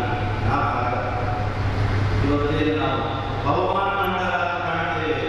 ಅದರ ಮುಂದಿನ ಭಾಗ ಅನೇಕ ಮಂತ್ರಗಳು ನಾಭಾಗ ರಾಜನಿಂದ ರಾಜಕುಮಾರನಿಂದ ದೃಷ್ಟವಾಗಿರುವಂತಹ ಮಂತ್ರಗಳು. ಅಂತಹ ಒಂದು ವೇದ ಋಷಿಯ ಸ್ಥಾನವನ್ನು ಪಡೆಯಬೇಕಾದರೆ ಅವನ ಯೋಗ್ಯತೆ ಬೇಕಾದರೂ ಜೀವನದಲ್ಲಿ ಸತ್ಯನಿಷ್ಠೆ ಪ್ರಾಮಾಣಿಕತೆಗೆ ಯಾವತ್ತಿಗೂ ಬೆಲೆ ನೋಡುವುದು ಕಷ್ಟ ಇರಬಹುದು. ಆದರೆ ಅದಕ್ಕೆ ಬೆಲೆ ಇಲ್ಲ. ಸತ್ಯ ಇಂಗ್ಲಿಷ್ ಒಂದು ಯಾರೇ ಮಾತು ಸತ್ಯ ಯಾವತ್ತು ಮಾಡಬಹುದು, ಆದರೆ ಸಾಯೋದು. ಹಾಗಾಗಿ ಆ ಸತ್ಯಕ್ಕೂ ಆ ಪ್ರಾಮಾಣಿಕಕ್ಕೂ ಸಂದ ಒಂದು ಬೆಲೆ ಇದೆ. ಹಾಗಾಗಿ ಮಹಾಭಾರತಕ್ಕೆ ಒಂದು ಒಳ್ಳೆಯ ಮುಂದಿನ ಕಥೆ ಸರಿಯಾದ ಒಮ್ಮೆ ತನ್ನ ಪರಿವಾರದೊಂದಿಗೆ ಕಾಡಿಗೆ ಬಂದ ಸುಮಾರು 8 ವರ್ಷದ ಕನ್ಯೆ ಸುಕನ್ಯೆ ಆ ಕಾಡಿನ ಪರಿಸರದಲ್ಲಿ ತಪಸ್ಸು ಮಾಡುತ್ತಾ ಕುಳಿತಂತಹ ಶವನ ಮಹರ್ಷಿಗಳ ಸುತ್ತಲೂ ಹುತ್ತ ಬೆಳೆದಿದೆ. ಕಣ್ಣಿನಿಂದ ತೇಜಸ್ಸು ಹೊರಹೊಮ್ಮುತ್ತಾ ಇದೆ. ಅದನ್ನು ನೋಡಿ ಬಾಲ್ಯದ ಕುತೂಹಲದಿಂದ ಮುಳ್ಳು ತಗೊಂಡು ಚುಚ್ಚಿ ರಕ್ತ ಬರ್ತಾ ಇದೆ. ಒಳಗೆ ಕುಳಿತ ಶವನರಿಗೆ ಭಾರಿ ಹಿಂಸೆಯಾಗಿ ಕೋಪದಿಂದ ಈ ಪವಿತ್ರವಾದ ಏಕಾಂತದ ತಾಣಕ್ಕೆ ಬಂದು ಯಾರು ಹಿಂಸೆ ಮಾಡಿದರು ಅಂತ ಎಲ್ಲರೂ ಮನಮುಕ್ತ ಬಂಧನವನ್ನು ಮಾಡಿದರು. ಕೊನೆಗೆ ರಾಜರಿಗೆ ವಿಷಯ ಗೊತ್ತಾಗಿ ಯಾರು ಏನು ತಪ್ಪು ಮಾಡಿದ್ದೀರಿ ಹೇಳಿದ್ದೀರಿ ಸುಕನ್ಯೆ ಇಲ್ಲ ಋಷಿಮುನಿಗಳೆಲ್ಲ ಏಕಾಂತದಲ್ಲಿ ಕುರಿತು ತಪಸ್ಸು ಮಾಡ್ತಾ ಇರ್ತಾರೆ. ಯಾಕೆ ನೀವು ಪತ್ರ ಮಾಡಿದ್ದೀರಿ ಅಂತ ಕೊನೆಗೆ ಬಂದು ತುತ್ತರದಿಂದ ನಿಂತುಕೊಂಡು ಚವನ ಇಲ್ಲಿಂದಲೇ ಚವನ ಋಷಿಗಳಲ್ಲಿ ಸರಿಯಾಗಿ ಪ್ರಾರ್ಥನೆ ಮಾಡಿ ಚವನದ ವೃತ್ತದಿಂದ ಹೊರಬಂದು ಚರ್ಮ ಮುಕ್ತಿಯ ರೀತಿ ಕೈಗೆ ಬಂದಿದೆ. ಅಸ್ಥಿ ಬಂದಿರ ಸ್ಪಷ್ಟವಾಗಿ ಕಾಣಿಸ್ತಾ ಇದೆ. ತಲೆ ನಡೆಸ್ತಾರೆ, ಕೂದಲೆಲ್ಲ ಬೆಳಕಾಗಿದೆ. ಇನ್ನು ಅರ್ಧ ಗಂಟೆಯೋ 1 ಗಂಟೆಯೋ ಪರಿಸ್ಥಿತಿಯಲ್ಲಿ ಚವನದಿದ್ದಾರೆ. ಅವರನ್ನು ಬೇಡಿಕೊಂಡ ಏನಾದರೂ ಮಾಡಿ ನನ್ನ ಪರಿವಾರ ಪ್ರಜೆಗಳಲ್ಲಿ ಸುರಕ್ಷಿತವಾಗಿ ಮೊದಲಿನಂತೆ ಆಗ್ರಹ ಮಾಡಿ ಅವರನ್ನು ಕೇಳಿದ್ದೇನೆ ಗೊತ್ತು. ನಿನ್ನ ಮಗಳು ನನ್ನ ಕಣ್ಣಿಗೆ ಕಿಚ್ಚಿ ತಪೋಭಂಗ ಮಾಡಿದ್ದಾಳೆ. ನಿನ್ನ ಮಗಳನ್ನು ನನಗೆ ಮದುವೆ ಮಾಡಿಕೊಡುವುದಾದರೆ ಅವಶ್ಯವಾಗಿ ನಿನ್ನವರನ್ನೆಲ್ಲ ಮೊದಲಿನಂತೆ ಮಾಡಿ ವಿಚಾರ ಮಾಡಿ. ರಾಜ ಆಲೋಚನೆ ಮಾಡಿ ಪ್ರಜೆಗಳಿಗಾಗಿ ಮಗಳನ್ನು ಬಲಿ ಕೊಡುವುದ, ಮಗಳಿಗೋಸ್ಕರ ಪ್ರಜೆಗಳನ್ನು ಬಲಿ ಕೊಡುವುದ, ಎರಡನ್ನೂ ಕೂಡಿ ನೋಡಲಿಕ್ಕೆ ಶುರು. ಇವತ್ತು ನಮ್ಮನ್ನು ನಾವು ಇತಿಹಾಸದಲ್ಲಿ ಕೇಳ್ತಾ ಇದ್ದೇವೆ. ಕಾರಾಗೃಹದಲ್ಲಿದ್ದಂತಹ ದೊಡ್ಡ ಭಯೋತ್ಪಾದಕರನ್ನ ತಮ್ಮ ಮಕ್ಕಳಿಗೋಸ್ಕರವಾಗಿ ಬಿಡುಗಡೆ ಮಾಡುವಂತಹ ಪ್ರವೃತ್ತಿಯನ್ನು ನಾವು ರಾಜಕಾರಣಿಗಳಲ್ಲಿ ನೋಡಿದ್ದು. ಆದರೆ ಭಾರತದ ನಮಗೆ ಒಂದು ಆದರ್ಶವನ್ನು ಮುಂದೆ ನಾವು ಸೂರ್ಯವಂಶದ ಪ್ರಜೆಗಳನ್ನ ಮಕ್ಕಳಿಗಿಂತ ಹೆಚ್ಚಾಗಿ ಪರಿಪಾಲನೆ ಮಾಡ್ತಾ ಇರ್ತಕ್ಕಂಥ ವಿದ್ಯಾರ್ಥಿಯನ್ನು ಸ್ವೀಕಾರ ಮಾಡಿ ರಾಜಭಾರ ಮಾಡ್ತಾ ಇರ್ತಕ್ಕಂಥ. ಆದ್ದರಿಂದ ಮಕ್ಕಳು ದೊಡ್ಡದಲ್ಲ, ಪ್ರಜೆಗಳು ದೊಡ್ಡದು. ಆದ್ದರಿಂದಾಗಿ ಪ್ರಜೆಗಳಿಗೋಸ್ಕರ ಮಗಳನ್ನು ಬಲಿಕೊಟ್ಟು ಅಡ್ಡಿ ಇಲ್ಲ, ನಾನು ಮದುವೆ ಮಾಡಿಕೊಡ್ತೇನೆ ಒಪ್ಕೊಂಡು. ಏಕೆಂದರೆ 8 ವರ್ಷದ ಕನ್ಯೆ 800 ವರ್ಷವೋ ಏನೋ ಗೊತ್ತಿಲ್ಲ, ಅಂತಹ ಹಣ್ಣು ಮುದುಕರಿಗೆ ಮದುವೆ ಮಾಡಿಕೊಳ್ಳುವುದು ಅರ್ಥ ಇದೆ. ಪ್ರಜೆಗಳನ್ನು ಮೊದಲಿನಂತೆ ಆಡುವುದು. ಆದರೆ ಮುಂದೆ ಸುಕನ್ಯೆ ಚವನ ಆಶ್ರಮಕ್ಕೆ ಕರೆತರ್ತಾರೆ. ಗಂಡ ಮುದುಕ ರೋಗಿ ಏನನ್ನೂ ನೋಡದೆ ನಿಷ್ಠೆಯಿಂದ ಚವನದ ಸೇವೆಯನ್ನು ಆ ಸುಕನ್ಯೆ ಮಾಡಿ ಒಂದಿನ ಶ್ರೀದೇವರು ನಮಗೆ ಯಜ್ಞದಲ್ಲಿ ಹರಿಭಾಗದ ಪರಿಷ್ಕಾರದಿಂದ ಇಲ್ಲದಿಲ್ಲ, ನಮ್ಮದು ದೊರೆಯುವಂತೆ ಮಾಡಿ ನನಗೇನು ವಾಪಸ್ ಕೊಡ್ತೀರಿ ಕೇಳಿದ್ರು ಚವನ. ನಿಮಗೆ ಯಾವಾಗ ಕೊಡದೆ ಅದು ಆವಾಗ ತುಂಬ ಅವಶ್ಯಕವಾದ. ಆದ್ದರಿಂದ ಆಗಲಿ ಒಪ್ಪಿದರು. ಅಲ್ಲೊಂದು ಸರೋವರದಲ್ಲಿ ಮುಳುಗಲಿಕ್ಕೆ ಅಶ್ವಿನಿಗಳು ಮುಳುಗಿ ಮೇಲೆದ್ದು ಬರುವಾಗ ಬಂದದ್ದು 3 ಜನ ಚವನ. ಸುಕನ್ಯೆ ಹೇಳಿರುತ್ತೆ, ನಿನ್ನ ಗಂಡ ಯಾರೋ ಅವರನ್ನು ಗುರುತಿಸುವುದು. ಈಗಿನ ಒಬ್ಬರಿಗೆ ಹಿಡ್ಕೊಂಡು ಹಾಕಿಕೊಂಡು ಹೋಗ್ತಾರಂತೆ. ಆದರೆ ಸುಕನ್ಯೆ ಅಂತ ವರ್ಗದಲ್ಲಿ ಸೇರಿದವಳಲ್ಲ. ಅವಳು ವಿಚಾರ ಮಾಡಿ ಅವಳಿಗೆ ಏನು ಮಾಡಿದ್ರು ತನ್ನ ಗಂಡನನ್ನ ನಿಜವಾದ ಚವನನ್ನು ಗುರುತಿಸಲಿಕ್ಕಾಗಿ ಏಕಾಗ್ರ ಮನಸ್ಸಿನಿಂದ ಅಶ್ವಿನಿ ದೇವತೆಗಳನ್ನು ಪ್ರಾರ್ಥನೆ ಮಾಡಿ ನಿಜವಾದ ನನ್ನ ಗಂಡ ಯಾರನ್ನು ತೋರಿಸ್ತಿದ್ದ. ಆಗ ಅವರ ಮಾತುಗಳ ನಿಷ್ಠೆಯನ್ನು ಸಂತೃಪ್ತರಾಗಿ ಅಶ್ವಿನಿ ದೇವತೆಗಳು ಚವನವನ್ನು ತೋರಿಸಿ ಅದೃಷ್ಟವಾಗಿ ಹೊರಟೋಗಿದ್ದಾರೆ. ಒಳ್ಳೆ ಯೌವನವನ್ನು ಮರಳಿಬಿಡದಂತಹ ಚವನರು ಕರ್ಣವರು ಹೇಗೆ ಅದ್ಭುತವಾದ ಸೃಷ್ಟಿಯನ್ನು ಮಾಡಿದರೋ ಹಾಗೆ ಸೃಷ್ಟಿಯನ್ನು ಮಾಡಿ ಆನಂದದಿಂದ ದಾಂಪತ್ಯ ಜೀವನ ನಡೆಸ್ತಾ ಇದ್ದಾರೆ. ತಾನು ಯಜ್ಞ ಮಾಡಬೇಕು, ಹೇಗಿದ್ರು ಅಡಿಗೆಂದರೆ ಪುರೋಹಿತರಿದ್ದಾರೆ ಅಂತ ಅವರನ್ನು ಕರ್ಕೊಂಡು ಹೋಗುವುದಕ್ಕೆ ಅಂತ ಸರಿಯಾದ ಆಶ್ರಮಕ್ಕೆ ಬಂದು ನೋಡುತ್ತಾರೆ. ಯಾವುದೋ ತರುಣನ ಜೊತೆಗೆ ಪಕ್ಕದಲ್ಲಿ ಕೂತ್ಕೊಂಡು ಇವಳು ಹರಟೆ ಬಡಿತಾ ಇದ್ದಾರೆ. ಹೋಗ್ಕೊಂಡು ಬೈಲಿಕ್ಕೆ ಶುರು ಮಾಡಿ ಅವನು ಬೈಯೋದು ಸುಮ್ಮನೆ ನನ್ನ ಕೂತ್ಕೊಂಡು ಕೇಳಿದ್ದು ಎಲ್ಲ ನಿಂತಿದ್ದಾರೆ. ಯಾರು ತಿಳಿದುಕೊಂಡಿದ್ದೀವಿ, ಬೇರೆ ಯಾರು ಅಲ್ಲ. ನೀವು ಯಾರು ಹಣ್ಣು ಮುದುಕರಿಗೆ ಮದುವೆ ಮಾಡಿಕೊಟ್ಟಿದ್ದೀರಿ, ಅಶ್ವಿನಿ ದೇವತೆಗಳ ಪ್ರಭಾವದಿಂದ ಯವನವನ್ನು ಹೊರಡಿಕೊಳ್ಳಲಿಲ್ಲ. ಇದರಲ್ಲೇ ಯವನ ಕರ್ಕೊಂಡು ಹೋದ, ಯಜ್ಞ ಮಾಡಿಸಿದ. ಇವರಿಗೂ ಒಂದು ಅವಕಾಶ ಸಿಕ್ಕಿತು. ಯಜ್ಞದಲ್ಲಿ ಅಶ್ವಿನಿ ದೇವತೆಗಳಿಗೆ ಹರಿಭಾಗ ಬಂದಿದ್ದಲ್ಲ, ಅಶ್ವಿನಿ ದೇವತೆಗಳನ್ನ ಮಂತ್ರಪೂರ್ವಕವಾಗಿ ಆಮಂತ್ರಣ ಮಾಡಿದರೆ ದೇವೇಂದ್ರ ವಜ್ರಾಯುಧ ತಲೆಗೆ ಹೋಗಿದ್ದೇನೆ ಅಂತ ಹೇಳಿಕೊಂಡಿದ್ದ. ಹಂಗೆ ನಿಲ್ಲುವಂತ ಕೈ ಎತ್ತಿದ ಕೈಯನ್ನು ಹಂಗೆ ತಳ್ಳಿಸಿಬಿಟ್ಟು ಚವನ. ಎಷ್ಟೊತ್ತು ಮಳೆ ಬರ್ತಾ ಇದ್ದು ಛತ್ರಿ ಹಿಡಿದುಕೊಂಡಿದ್ದು, ಬಿಸಿಲಿನ ಛತ್ರಿ ಹಿಡಿದು 5 ನಿಮಿಷಕ್ಕೊಮ್ಮೆ ಕೈ ಚೇಂಜ್ ಮಾಡ್ತಾ ಇದ್ದೀವಿ. ಕೈ ಜೋರು ಹಿಡಿಯುತ್ತದೆ. ಅಂಥದ್ದು ಇಡೀ ಶರೀರದಲ್ಲಿ ಚೈತನ್ಯ ಇದೆ, ಕೈ ಮಾತ್ರ ಹೀಗೆ ವಜ್ರಾಯುಧ ಹಿಡಿದುಕೊಂಡು ಸುಮ್ಮನೆ ನಿಲ್ಲಬೇಕು. ಆಗುತ್ತಾರೆ ನಿಜವಾಗಿ ನಿಲ್ಲಲಿಕ್ಕೆ ಶರಣಾಗತನ ಸ್ವಾಮಿ ಸಾಕು ನನ್ನ ಮೊದಲು ಹಾಗೆ ಪರಿಷ್ಕಾರ ಆಯಿತು. ಹೀಗೆ ಚವನ ಮಹರ್ಷಿಗಳು ತಪಪ್ರಭಾವದಿಂದ ಇಂದ್ರನನ್ನು ಸ್ತಂಭಿಸಿದರು. ಬ್ರಾಹ್ಮಣರ ತಪಸ್ಸಿಗೆ, ಅವರ ವರಶಾಂತಿಗೆ ನೀವು ತಲೆಬಾಗಬೇಕು ಅಂತ ಭಗವಂತನ ಪರಮಾತ್ಮ ಆ ಚವನ ಮಹರ್ಷಿಗಳು ಅವರ ತಪಪ್ರಭಾವ. ಹಾಗಾಗಿ ಇವತ್ತಿಗೂ ಯೌವನವನ್ನು ಮರೆಯುವ ಚವನದಲ್ಲಿ ಕಥೆಯನ್ನು ನಿತ್ಯ ಭೋಜನಾಗದೆ ಸ್ಮರಣ ಮಾಡಬೇಕು. ಶರ್ಯಾತೀರ್ಥ ಸುಕನ್ಯಾಂತ ಚವನಂಚ ಇಂದ್ರಮಶ್ವಿನೋ ಭೋಜನಾಂತೆ ಸ್ಮರಣ ಅಂಗುಷ್ಠಾಗ್ರಾಮುಕ್ಷಿತೆ ಅಂತ ಕೈ ತೊಳೆದರೆ 2 ಕೈಗಳಿಗೆ ಹಾಕಿದ ಹೆಬ್ಬೆರಳಿಗೆ ಹಾಕಿದ ನೀರನ್ನು ಕಣ್ಣಿನಲ್ಲಿ ಹಾಕಿಕೊಂಡ ಈ ಶರ್ಯಾತಿ ಸುಕನ್ಯೆ ಚವನ ಇಂದ್ರ ಅಶ್ವಿನಿಗಳು ಈ ಕಥೆಯ ಪ್ರಧಾನ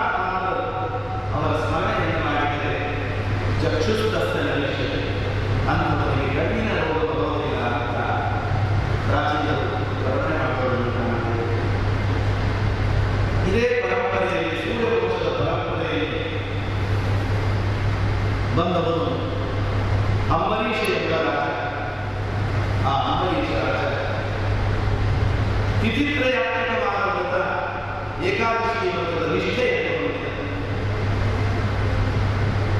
ನಿರಂತರ ವ್ರತವನ್ನು ಮಾಡ್ತಾ ಇದ್ದವರು ಒಂದು ಕಾರ್ತಿಕ ಮಾಸದಲ್ಲಿ ಯಮುನೆಯ ತೀರದಲ್ಲಿ ಮಧುರದಲ್ಲಿ ಅನೇಕ ಋಷಿಗಳು ಬ್ರಾಹ್ಮಣರನ್ನು ಆಮಂತ್ರಿಸಿ ವಿಶೇಷವಾಗಿ ಅದನ್ನು ಭಗವಂತನಿಗೆ ಸಮರ್ಪಣೆ ಮಾಡಬೇಕು ಮತ್ತೆ 3 ವರ್ಷದಲ್ಲಿ ಆಗಾಗ ಮಾಡ್ತಾರೆ.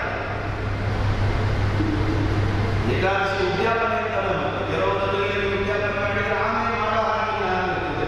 ಏಕಾದಶಿ ಹಾಗೆ ಉದ್ಯಾಪನೆ ಅಂತೀವಿ ಮಾಡಬೇಕು. 80 ವರ್ಷ ಆಗುವವರೆಗೆ ಮಾಡಬಹುದು. ಆಮೇಲೆ ಬೇಕಂದ್ರೆ ಬಿಡಿ ಹಿರಿಯಾಗಿ ಶಕ್ತಿ ಇದೆ ಹೇಳ್ತಾರೆ.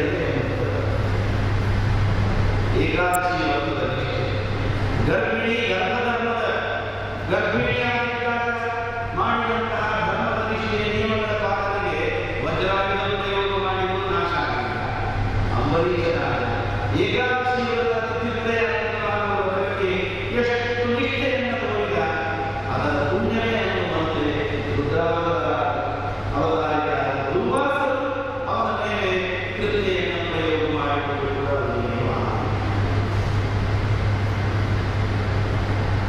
ಪಾಲನೆಗಳು ಆನಂದಿಸಲ್ಪಟ್ಟ ದುರ್ವಾಸರು ವಿಳಂಬವಾಗಿ ಬರುವುದನ್ನು ನೋಡಿ ಅಲ್ಲಿರೋ ಜ್ಞಾನಿಗಳನ್ನು ಕೇಳಿದ. ಸಾಧನೆ ಇರಬಾರದು ಪಾಲಿಸಿ, ಈ ಕಡೆ ಬ್ರಾಹ್ಮಣರ ಅತಿಕ್ರಮಣವನ್ನು ಮಾಡಬಾರದು. ಏನಾದರೂ ಒಂದು ಮಧ್ಯದ ಉಪಾಯವನ್ನು ಹೇಳಿದಾಗ ಜಲಪಾನ ಅಶಿತ ಅಸಿತ ಯಥೋ ವಿಪದ್ಭಿರೀತ ಜಲಪಾನ ಮಾಡಿದರೆ ಅದು ಪಾಲನೆ ಮಾಡಿದರೆ ಉಪವಾಸ ಇದ್ದದಲ್ಲಿ ಏಕಾದಶಿಯಲ್ಲಿ ಇಂತಹ ಅಪಕಾರದಲ್ಲಿ ಸಾಧನೆ ಭಾವಿಸಿದ್ದಾರೆ. ಆದರೆ ನನ್ನನ್ನು ಬಿಟ್ಟು ಜಲಪಾನ ಮಾಡಿ ಪಾಲನೆ ಮಾಡಿದ್ದಾನೆ ಕೋಪದಿಂದ ನೀನೇ ದೊಡ್ಡ ಧರ್ಮ ಮಾಡುವ ಅಂತ ಕೃತ್ಯೆಯನ್ನು ಅರ್ಪಣಿಸಿ ಜಟವನ್ನು ಅರ್ಪಣಿಸಿ ಕೃತ್ಯೆಯನ್ನು ಸ್ಥಿತಿ ಮಾಡಿದಾಗ ಅಂಬರೀಷರಾದ ಧರ್ಮನಿಷ್ಠೆಯನ್ನೆಲ್ಲ ನೋಡಿ ಪರಮಾತ್ಮ ಅವನಿಗೆ ಸುದರ್ಶನ ಚಕ್ರವನ್ನು ರಕ್ಷಣೆ ನೀಡಿ ಆ ಚಕ್ರ ಕೃತ್ಯೆಯನ್ನು ಸುಪೂರ್ತಿ ಮಾಡಿ ದುರ್ವಾಸವನ್ನು ಬಿಟ್ಟುಕೊಂಡು ಹೋದರೆ ಸತ್ಯಲೋಕಕ್ಕೆ ಹೋಗಿ ಬ್ರಹ್ಮನೇಶ್ವರನಾದರು, ಕೈಲಾಸಕ್ಕೆ ಹೋಗಿ ಶಿವನೇಶ್ವರನಾದರು, ವೈಕುಂಠಕ್ಕೆ ಹೋಗಿ ವಿಷ್ಣುವೇಶ್ವರನಾದರು, ಯಾರೂ ರಕ್ಷಣೆ ನನ್ನ ಭಕ್ತನಿಗೆ ಅಪಚಾರ ಮಾಡಿದ್ದು ಅವನಲ್ಲೇ ಬೆಳೆಸಿದಾಗ ದುರ್ವಾಸರು ನೋಡಿದವರು ಅಂಬರೀಷನ ನಮಸ್ಕಾರ ತನ್ನ ಇಡೀ ಪುಣ್ಯವನ್ನು ತಪಸ್ಸನ್ನು ಹೊರಗಿಟ್ಟು ಚಕ್ರವನ್ನು ಪ್ರದಾನ ಮಾಡಿ ಅಂಬರೀಷರ ಚಕ್ರದಿಂದ ಅವರು ರಕ್ಷಣೆ ಚಕ್ರ ಶಾಂತವನ್ನು ಇಷ್ಟಾಗಲಿ 1 ವರ್ಷಗಳಲ್ಲಿ ಅವರ 3 ಲೋಕಗಳಿಗೆ ಹೋಗಿ ಮನೆ ಬಂದರು. ಅಲ್ಲಿವರೆಗೆ ಬ್ರಾಹ್ಮಣನ ವೃತ್ತಕ್ಕೆ ಆಮಂತ್ರಿಸಿದಾಗ ಅವನಿಗೆ ಹಾಕದೆ ಇನ್ನೊಂದು ಬರೀ ಜಲಪಾನ ಮಾಡಿಕೊಂಡಿದ್ದ 1 ವರ್ಷ ಅಂಬರೀಷರಾದ ಅವರು ಬಂದ ಮೇಲೆ ಅವರಿಗೆ ಪೂರ್ಣ ಮಾಡಿಸಿ ಮಾಡಿದರು. ಹೀಗೆ ಅಂಬರೀಷರಾದ ಪ್ರಸಂಗದಲ್ಲಿ ಬ್ರಹ್ಮಾಂಡ ದೇವರು ಅತ್ಯುತ್ತಮ ಭಕ್ತರಾಗಿದ್ದರೂ ಕೂಡ ತನ್ನನ್ನು ನಂಬಿದ ಭಕ್ತರನ್ನು ಯಾವ ಮಟ್ಟಕ್ಕೆ ಭಗವಂತ ಏರಿಸುತ್ತಾನೆ ಅನ್ನೋದನ್ನು ತೋರಿಸಿಕೊಡುವುದಾದರೆ ಇನ್ನೊಂದು ಕಡೆಯಲ್ಲಿ ತನ್ನಲ್ಲಿರುವ ಭಕ್ತಿಯಿಂದ ಮತ್ತೊಬ್ಬರ ಭಕ್ತಿಯಲ್ಲಿ ಅವಮಾನ ಮಾಡುವಂತಹ ಧರ್ಮ ಇದ್ದರೆ ಆ ಉಲ್ಲಾಸದ ಧರ್ಮವನ್ನು ಕ್ಷಮಾ ಮಾಡುವುದಕ್ಕೆ ಅಂಬರೀಷನ ಪ್ರಸಂಗವನ್ನು ಭಗವಂತ ಒಂದು ದಾರವಾಗಿ ಬಳಸಿದರು. ಅಂಬರೀಷರ ಕಥೆ ಏಕಾದಶಿ ಉಪವಾಸದ ನಿಷ್ಠೆಯನ್ನು ಅದನ್ನು ಶ್ರದ್ಧೆಯಿಂದ ಪಾಲನೆ ಮಾಡಿದರೆ ಹೇಗೆ ದೇವರು ನಮ್ಮನ್ನು ರಕ್ಷಣೆ ಮಾಡ್ತಾನೆ ಎನ್ನುವುದು ಒಂದು ಸಾಕ್ಷಿಯಾಗಿದ್ದಾರೆ. ನಮ್ಮ ಗುರುಗಳು ವಿದ್ಯಾಮಾನರು ಅವರಿಗೆ ಏಕಾದಶಿ ಬಗ್ಗೆ ಇದ್ದ ನಿಷ್ಠೆ, ಅದಕ್ಕಾಗಿ ಎಲ್ಲ ಅವಮಾನ ಯಾವ ನೆಲದಲ್ಲಿ ಮಾಡುವುದಾದರೂ ಅದು ತಯಾರಾಗಿದೆ. ಅದರ ಬಗ್ಗೆ ನಿಷ್ಠೆ ಅವರಿಗೆ ಏಕಾದಶಿ ಹರಿಪಾಲನ ಸೇರುವ ಸೌಭಾಗ್ಯವನ್ನು ಭಗವಂತ ಕೊಟ್ಟಿದ್ದಾನೆ ಎನ್ನುವುದನ್ನು ನೋಡುವಾಗ ಆ ಏಕಾದಶಿ ನಿಷ್ಠೆ ಇರುವಂತಹ ಮಹತ್ವದ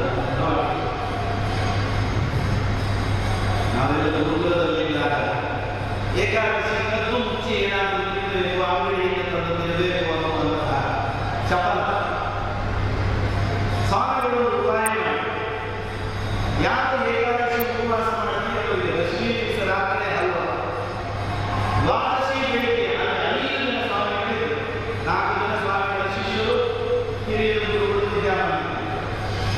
ಉಪವಾಸ ಮಾಡಿದವರಿಗೆ 1 ರೂಪಾಯಿ ದಕ್ಷಿಣೆ, ಉಪವಾಸ ಮಾಡದೇ ಇದ್ದವರಿಗೆ 4 ರೂಪಾಯಿ ದಕ್ಷಿಣೆ. ನಾನು ಹೇಳ್ತಾ ಇರೋದು 76, 77, 78, 75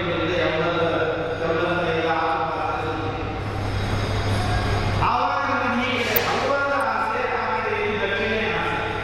ಅದಕ್ಕೋಸ್ಕರ ಏಕಾದಶಿ ಉಪವಾಸ ಮಾಡಿ ಶುರು ಮಾಡಿದರು. ಒಮ್ಮೆ ವಾಂತಿ ಬಂದು ರಾತ್ರಿಯೆಲ್ಲ ವಾಂತಿ ಮಾಡಿ ಬದಲಾವಣೆ ಪ್ರಸಂಗ ಇರ್ತಿತ್ತು. ಅಷ್ಟಕ್ಕೂ ಮಧ್ಯೆ ಇರ್ತಾ ಇದ್ವಿ.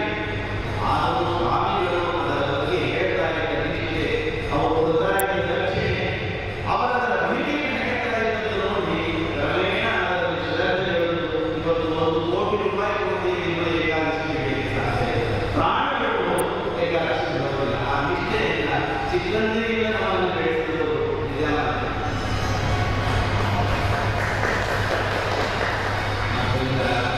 ನಾಳೆ ಹೇಗೆ ಏಕಾದಶಿ ಎಲ್ಲ ಸೇರಿದೆ, ಬಹಳ ಜನ ಮಾಡ್ತಿದ್ದೀರಿ ಏಕಾದಶಿ. ಕೆಲವರಿಗೆ ಅದರ ಅಭ್ಯಾಸ ಇರೋದಿಲ್ಲ, ನಾನು ಹೋಗೋದಿಲ್ಲ, ಅಂಥವರಿಗೆ ನಾನು ಬಲವಂತ ಮಾಡ್ತೀನಿ. ಆ ಶಕ್ತಿ ಇದ್ದು ಯಾರು ಏಕಾದಶಿ ಉಪವಾಸ ಮಾಡುವಲ್ಲಿ ಶ್ರದ್ಧೆ ಆಸಕ್ತಿಯನ್ನು ಪಡೆದಿಲ್ಲ, ಅವರು ಅಂತರಿಕ್ಷ ಕಥೆಯೋ ಅಥವಾ ವಿಜ್ಞಾನ ಜೀವನವೋ ಅವರಿಗೆ ಸ್ಫೂರ್ತಿಯಾಗಿದೆ. ಮೊದಲು ಅರ್ಧನೇ ಮಧ್ಯಾಹ್ನ 3 ಗಂಟೆಯವರೆಗೆ ಏನು ತಗೊಳ್ಳೋದಿಲ್ಲ ನಿಷ್ಠೆ. ಸಂಕಟ ನೀರು ಹಾಲು 1 6 ತಿಂಗಳು ಹೀಗೆ ತರಬೇತಿ ಆಗಿ ದೇಹಕ್ಕೆ ಅಭ್ಯಾಸ ಆಗಿ ಬಳಸಿ, ಆಮೇಲೆ ರಾತ್ರಿ 9 ಏನು ತಗೊಳ್ಳೋದಿಲ್ಲ, ಸ್ವಲ್ಪ ಅದನ್ನು ಎಕ್ಸ್ಟೆಂಡ್ ಮಾಡಿ, ಆಮೇಲೆ 1 ದಿವಸ ಬೆಳಿಗ್ಗೆ ಈಗ 1 ವರ್ಷ 2 ವರ್ಷ ತಾನೇ ಮಾಡ್ತಾ ಅಭ್ಯಾಸ ಮಾಡ್ತಾ ಇದ್ರೆ ಖಂಡಿತ ಆಗುತ್ತೆ. ನಮಗೆ ನಿಷ್ಠೆ ಬೇಕು, ವಿಶ್ವಾಸ ಬೇಕು. ಇವತ್ತು ಪತ್ರಿಕೆಗಳಲ್ಲಿ ಆ ರೋಗ ಈ ರೋಗ ಅದರಿರ್ಬೋದು ಇದರಿರ್ಬೋದು ಅಂತ ನಾವು ಸುದ್ದಿ ಹೇಳಿದ್ದೇವೆ. ಏಕಾದಶಿ ಉಪವಾಸ ಮಾಡಿದ್ದಕ್ಕೆ ಪ್ರಾಣಿಗಳು ಎಲ್ಲಿಯಾದರೂ ಒಂದು ಪತ್ರಿಕೆಯಲ್ಲಿ ಸುದ್ದಿ ಬಂದ ಉದಾಹರಣೆ ಹೇಳೋಣ. ತಿರುಗಿ ಹೇಳಿದ್ರೆ ನಮ್ಮ ರೋಗವನ್ನು ಪರಿಹಾರ ಮಾಡಿ ಶರೀರಕ್ಕೆ ಮತ್ತಿಷ್ಟು ಚೈತನ್ಯವನ್ನು ಕೊಡತಕ್ಕಂತಹ ಒಂದೊಂದೇ ಬರುವುದು. ಇದು ನಮಗೆ ಯಾವ ಆದೇಶ ಮಾಡುವುದಲ್ಲ. ಆ ಶಕ್ತಿಯಿಂದ ಆ ಏಕಾದಶಿ ಮಹತ್ವವನ್ನು ವರ್ಣನೆ ಮಾಡುವುದನ್ನು ಕಾಣ್ತಿದೆ. ಮುಂದೆ ಚಂದ್ರವಂಶದ ಕಥೆಯನ್ನು ವರ್ಣನೆಯನ್ನು ಮಾಡ್ತಾ, ಚಂದ್ರವಂಶದಲ್ಲಿ ಯಯಾತಿಯ ಪ್ರಿಯ ಮಗ ಯದುರಾಜ, ಆ ಯದುರಾಜನ ಪರಂಪರೆಯಲ್ಲಿ ಶೂರರಾಜನಿಗೆ ಕಶ್ಯಪ ಮಹರ್ಷಿಗಳೇ ಬ್ರಹ್ಮದೇವರ ಶಾಪದಿಂದ ವಸುದೇವನಾಗಿ ಮಗನಾಗಿ ಹುಟ್ಟಿದ್ದಾರೆ. ಕಶ್ಯಪನು ಒಮ್ಮೆ ಹೆಂಡತಿಯನ್ನು ಕರೆದುಕೊಂಡು ವರುಣನ ಮನೆಯಲ್ಲಿ ವಾಸ ಮಾಡ್ತಾ ಇದ್ದಾರೆ. ವರುಣನಿಗೆ ಬ್ರಹ್ಮದೇವರು ಕೊಟ್ಟ ಅಪರೂಪದ ಗೋವುಗಳಿವೆ. ನ್ಯಾಸವಾಗಿ ಅಡಗಿ ಇಟ್ಟಂತೆ ಬ್ರಹ್ಮದೇವರು ನಾನು ಕೇಳಿ ಆ ಮನೆ ಕೊಡಬೇಕು, ಇದನ್ನು ರಕ್ಷಣೆ ಮಾಡುವಂತ ವರುಣನನ್ನು ಕೊಟ್ಟರು. ವರುಣನ ಮನೆಯಲ್ಲಿ ವಾಸ ಮಾಡಿ ಹೆಂಡತಿಯೊಂದಿಗೆ ಬಂದ ಕಶ್ಯಪರು ಮರಳಿ ಕೊಡುವಾಗ ಹೆಂಡತಿಯ ಹೇಳಿದಂತೆ ಈಗೇನು ಉಪಯೋಗ ಆಗ್ತದೆ ಗೋವುಗಳು, ನಮ್ಮ ಆಶ್ರಮಕ್ಕೆ ನಿತ್ಯ ಉಪಯೋಗ ಆಗ್ತದೆ ತಗೊಂಡು ಕಶ್ಯಪರಲ್ಲಿ ವರುಣನನ್ನು ನಾವೇ ವರುಣನಿಗೆ ಮಗನ ಸೋದರಿಯನ್ನು ಕಂಡುಕೊಂಡು ಪಾಪ ಮನಸ್ಸಿನಿಂದ ಇದ್ದು ಹೆಂಡತಿಯ ಬಲವಂತಕ್ಕೆ ಸಿಲುಕಿ ಆ ಗೋವುಗಳನ್ನು ಹೋಗುವುದು. ಅದು ವರುಣನ ಸೋತ ಅಂದರೆ ತಂದೆಯ ಅಧಿಕಾರವೇ, ಅದು ವರುಣನಲ್ಲ. ವರುಣನ ಬಳಿ ಬ್ರಹ್ಮದೇವರು ನ್ಯಾಸ ಮಾಡಿಕೊಟ್ಟರು. ಇನ್ನೊಬ್ಬರ ಸೋತನ್ನು ಅಪಹರಣ ಮಾಡಿದರೆ ವರುಣನನ್ನು ಕೇಳಿದ, ಇದು ನನ್ನಲ್ಲ, ಬ್ರಹ್ಮದೇವರು ಕೊಡುವುದನ್ನು ನಾನು ಕೊಡೋದಿಲ್ಲ. ಕೊನೆಗೆ ವರುಣ ಹೋಗಿ ಬ್ರಹ್ಮದೇವರಿಗೆ ದೂರಿದರು. ಈಗ ಆವಾಗ ಬ್ರಹ್ಮದೇವರು ಕಶ್ಯಪನಿಗೆ ನೀನು ಭೂಮಿಯಲ್ಲಿ ಮನುಷ್ಯನಾಗಿ ಕ್ಷತ್ರಿಯ ಕುಲದಲ್ಲಿ ಹುಟ್ಟು, ಆ ಕ್ಷತ್ರಿಯಕ್ಕೆ ರಾಜ್ಯಭಾರ ಮಾಡುವ ಅಧಿಕಾರ ನಿಮಗಿಲ್ಲ. ಗೋವುಗಳ ಕಸವನ್ನು ಮಾರಿ ಗೋವುಗಳಿಂದ ಜೀವನವನ್ನು ನಡೆಸಲು ನಾನು ಕೊಟ್ಟದ್ದಕ್ಕೆ ನಿನಗೆ ಈ ಕಾರ್ಯದಲ್ಲಿ ಪ್ರೋತ್ಸಾಹವನ್ನು ಒತ್ತಾಯ